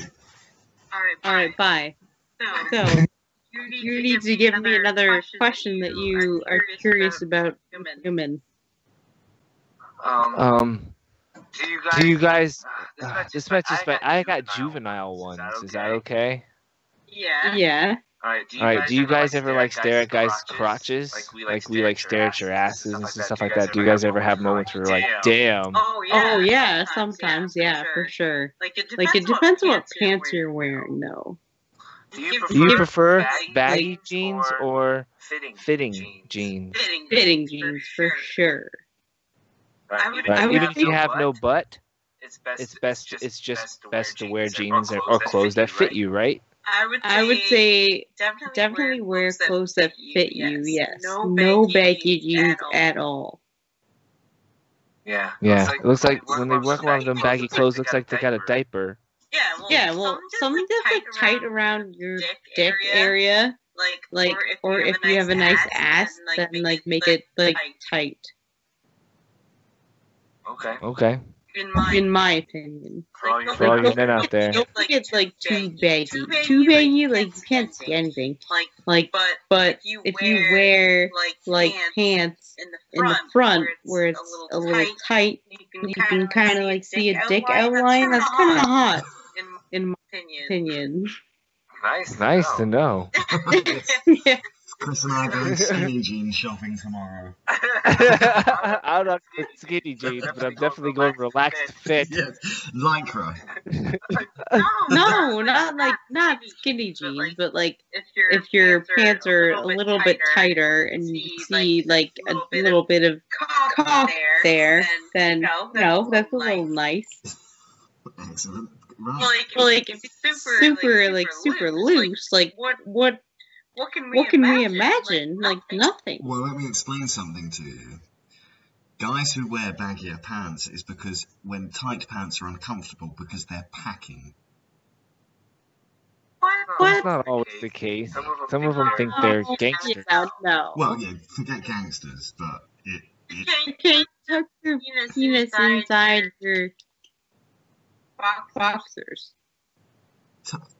Well, what do you mean? It's always inside my boxers. But you can wear tighter pants. I only wear boxer shorts because. Why can't you wear the tighter ones? What are they called? Boxer. I wear boxer briefs and they're tight fit and they feel awesome. Yeah, exactly. Like the cotton. Keeps everything in, right? Yeah, and tight. Yeah. Nice. Okay, well tomorrow we'll be buying skinny jeans and tight pants, apparently. Not skinny jeans, but not skinny jeans. Buy some boxer briefs. Okay. That's all. And then you can wear whatever pants you want, but buy the boxers that keep everything in. Not just all hang loose. So when you have your boner going on, when you walk around, you see some cum shots going, whatever. Like you don't get a big boner. You'll have boxer briefs to keep it in. True, but also if you get a boner in boxer briefs and tight jeans, it is very uncomfortable. Yeah, then there's going to be some rearranging of the furniture. Yeah. You just have to like rearrange it. That's all. But at least it'll like keep it in there. No. Where's it gonna go? Is it gonna escape? Well, oh shit! I lost my boner. Fuck it! I should have wore tighter pants. No, I just mean like I feel like boxer briefs would keep it like more hidden than like a pair of boxers. Like that have no comfort or like elasticity. There's no real pant on the planet that can really comfortably hide your boner. Oh, okay. Well, I don't know anything about boners. The last time I got a boner in public, it was incredibly embarrassing. So you can literally wear whatever, and your boner will still show. Yeah. Pretty much. Oh, that's It's all about mental control and Jedi mind tricks to make that boner go down. Like, yeah, like. This is why dealing with morning glory is so important, because then hopefully you can go the rest of the day without springing up everywhere. Yeah, but you have morning glory. You can get rid of it in the morning, and then you don't have the rest of the day. Right, poisons are out. Time to start the day. Well, if you get rid of your morning glory in morning time, then you don't have it the rest of the day, right? Well, it's gone. Not necessarily. It depends what might happen. Something might happen that really turns you on, and then you get an erection. I don't know if I should admit this, but while I was working as a flight attendant, I got an erection whilst I was doing the fucking trolley service, and I was like, and of course I'm wearing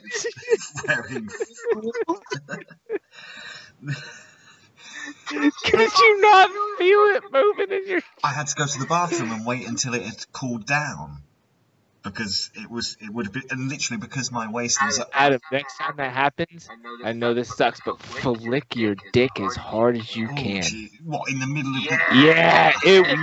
It will stop that. It will. It's like hitting the adrenaline shot after you've had like a heart attack or you're OD'd on cocaine. You got to do that to your dick. So you got to flick it really hard until it's like it hurts so bad it doesn't want to. Yeah, I'm sure the passengers on the EasyJet flight would have loved that. Would you rather them see you full mask or half cringing holding your balls? Like, no, which one would you rather to explain the story a little bit, and I'm not sure again why I'm being so open on stream. This is Ivana being a bad influence, but there was a very busty girl working at the other end of the cabin to me, and every time they needed something, Chris actually knows this story, I think, but anyway, every time they needed something from mine and the other flight attendant's trolley, she kept coming up behind me and rubbing her very large boobs on my back. And I said to the girl I was working with at the other end, I was like, can you see she's doing this? She's like, you're making it up, she's not doing that. And then she came down again, and she must have been stood with her tits against my back for like 2-3 minutes, and the other girl looked at me and nodded her head like, yeah, you were right. And then she walked away, and I was like, I need to go to the bathroom. And the girl went, you're not going to go and jack off, are you? And I said, no, I just need to go and get rid of my erection. So yeah, getting erect in public, and especially because I'm working on a plane, so my waist is at eye line with everyone. So it would have been quite difficult to cover up. So if they call the call button and you got a boner, you got to shove it in their face so you can turn off the call button, right? Yes, exactly. Oh, don't mind me. Sorry about that. Oh, got right in your eye there. I'm sorry. Yeah. My So and of course, because I was a flight attendant, I had very like tight black trousers on as well, so there was no hiding it from anyone. I just had to get to the bathroom as quick as possible and wait for a few minutes. I didn't do Chris's flick trick because I wasn't aware of it. Hey, there's another trick for you. You can go from 6 to midnight if you have to. Well, no, I wanted to go from midnight to 6. Well, sometimes if you flip it up, you get more coverage, and if you look down, it doesn't look like one. If you push it all the way down, depending on the pants you're wearing and the situation you're in, it could. But you could kind of tuck it into your belt, I suppose, but that's a little bit painful. Not into your belt necessarily. You want to do it in your pant waistline area. Your underwear elastic will hold the boner up for a while until it naturally loses its strength. I'm so glad that I don't have a dick. Well, and to answer Rocker's question, yes, morning sex is the best type of sex, in my opinion. No, I don't think so. No. Well, I like sex at night. Well, at night with darkness, with some candles, and like maybe like you can maybe move to like the bathtub or like the shower like at night. That'd be hot. So like morning, it's like I just wake up and I just want to eat, or I just want to like sleep in. Well, I don't. The thing is, why am I once again? Why am I saying these things out loud? Like, when I wake up in the morning tends to be when I'm at the most largest mast, so to speak. If I was a sailor, I would be flying that flag very high. I guess like that would happen with me in like the shower. Wait, what? I'll say it. Shit. When like help a guy out, like in the morning, it would be in the shower. Okay, fine. That'll work. Okay. That'll work for me. Like as I wake up, because like when I'm in bed, I'm in bed. Like don't touch me. Like I'm sleeping. Well, yeah, but I don't wake them up with it. I don't just start slapping it on their faces. Wake up! Look at this. Some guys have done that to me. They literally like they wake up and their dick is like so hard, and they just like they touch it on me like while I'm facing the other way. Like, yeah, I have a big hard on right now. Like, bang me. And I'm like, just fuck off. Like, I'm just trying to sleep. That's all I want. But they literally just like they keep making it known that they have a big boner and they want to fuck. And I'm just like, holy shit. Like, it makes me so angry. It's like, fuck, I don't want to fuck you right now. So fuck off with your fucking boner. But if you're spooning, it's kind of hard not to make it known. No, but when someone's like giving you like I don't know, what is that called? They're like humping you. Oh, well. Like making it known that they have a boner. Like, yes, I have a boner. So they're like humping you a little bit. Like, yes, I have a boner. Like, wake up. Like, so you can bang me. And I'm just like, no. No. That's what my ex used to do. It was like in the morning, like I know, like he knew I was awake, and then he had a boner, and then he would like always like make it known that I had a boner or he had a boner, and I was like, no, I don't want to have sex right now. Like, leave me alone. Well, men are dirty.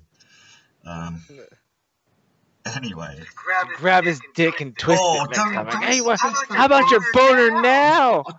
I literally wanted to like take his dick and be like, fuck you, and like throw him out the window and be like, yo, know what, suck a dick, you prick. But I don't know. It was just like it was always for some like guys. It's always for me. It's whenever they want to have sex, that's it. But when a girl want to have sex, it's like it doesn't matter. It's like it's just when a guy wants to have sex, that's it. Well, you haven't met the right guys, then, have you? Well, honestly, probably. But that's what it was like. Is like. Yeah, but from what you've said about your ex, he sounds like an incredibly selfish lover. No offense, sorry, but yeah, I guess so. Yeah. But yeah, it was like whenever I wanted to like do something, he was never into it, and then when I didn't want to do something, he always was into it. So it was weird. Wow. So humans are weird. Like. Yeah, they are. On that note, guys, I really do have to get off here. Well, thank you for joining us. Rest. Yeah, it was fun. It was great meeting you and talking with you. Adam, thanks for having me on too, man. Yeah, good meeting you. Have a good night, guys. Good night, everybody in the chat. Take care. Don't get a boner at school. Bye. Whoa! I'm thinking boner at school. Weirdo. Boner. Jeez, that would be so awkward. It was. Anyway. Have a good night, guys. Right. We still have 15. We still have 15 viewers, so. Still listen to us. They don't have to listen to us. I'm not sure if you're aware of how this works. We don't stay here till everyone leaves. It's not like closing time at the pub. I don't know. I don't do this a lot. The thing is, when the stream starts to not get particularly interesting, then it's normally time to wind it down, you see. Okay, well, is it time to wind it down? It might be. It might be. Yeah. I think we've spent the last... we've been going nearly 3 hours, and we've spent the last 2.5 hours talking about sexual things, which has been nice. we could down. But yeah, it might be time to say goodbye to everyone. Okay. Nice. Well, goodbye, everyone. Unless anyone has any closing questions or comments they'd like to make, and we can react to. So we'll give you a minute to do that. 1 minute. And if not, then yeah, I think it's time. It's also 5:20 in the morning where I am. So it's only what time is it? 11:20. Yeah, 11:20 here. You memorized my times. Aw. Thank you. See, I'm a very generous lover. Anyway, this is a conversation for off the stream, not for on. Yeah. Adam and I don't know each other off the stream. Yeah, Nope. We haven't spoken before. No. This is first time. This was just some random girl I found on the street. Random call. Mm-hmm. Oh, thanks guys for the lovely comments. I didn't realise that how much of my... I was going to say fan base, and that sounds very egotistical. How many of my followers were female? So we couldn't really answer the... Tons of females here. Wow. Yeah, we didn't really... Oh, we've got Wayne. We've got Wayne. He's a man, I believe. Yeah. Wait, where? Oh. Oh, there we go. Yes, it was fun. Yeah. Thanks, guys. It was fun. Yeah, thank you. I think, you guys in the chat, you're aware what you're going to get now. It's these... Karen doesn't want us to go. Oh, yeah, but Karen, you need to give us something to discuss. No, honestly, I think it's...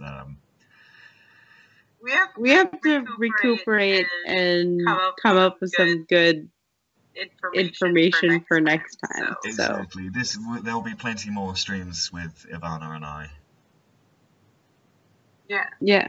So, don't you worry. Don't you're always no. Well, maybe Terry.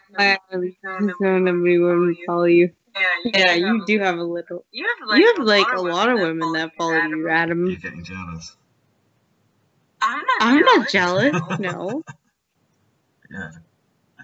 They should be jealous because I'm the one that's talking to you right now. So. Very true. Anyway, well, we can continue this conversation off the stream. You have good night too, Terry. You're slurring your words, by the way, now. So. I said you have a good night too, Terry. Yeah, but it sounded more like good night too, Terry. Oh, because my head went closer to my computer. Right. Well, yes. Thank you as always, guys, for joining us.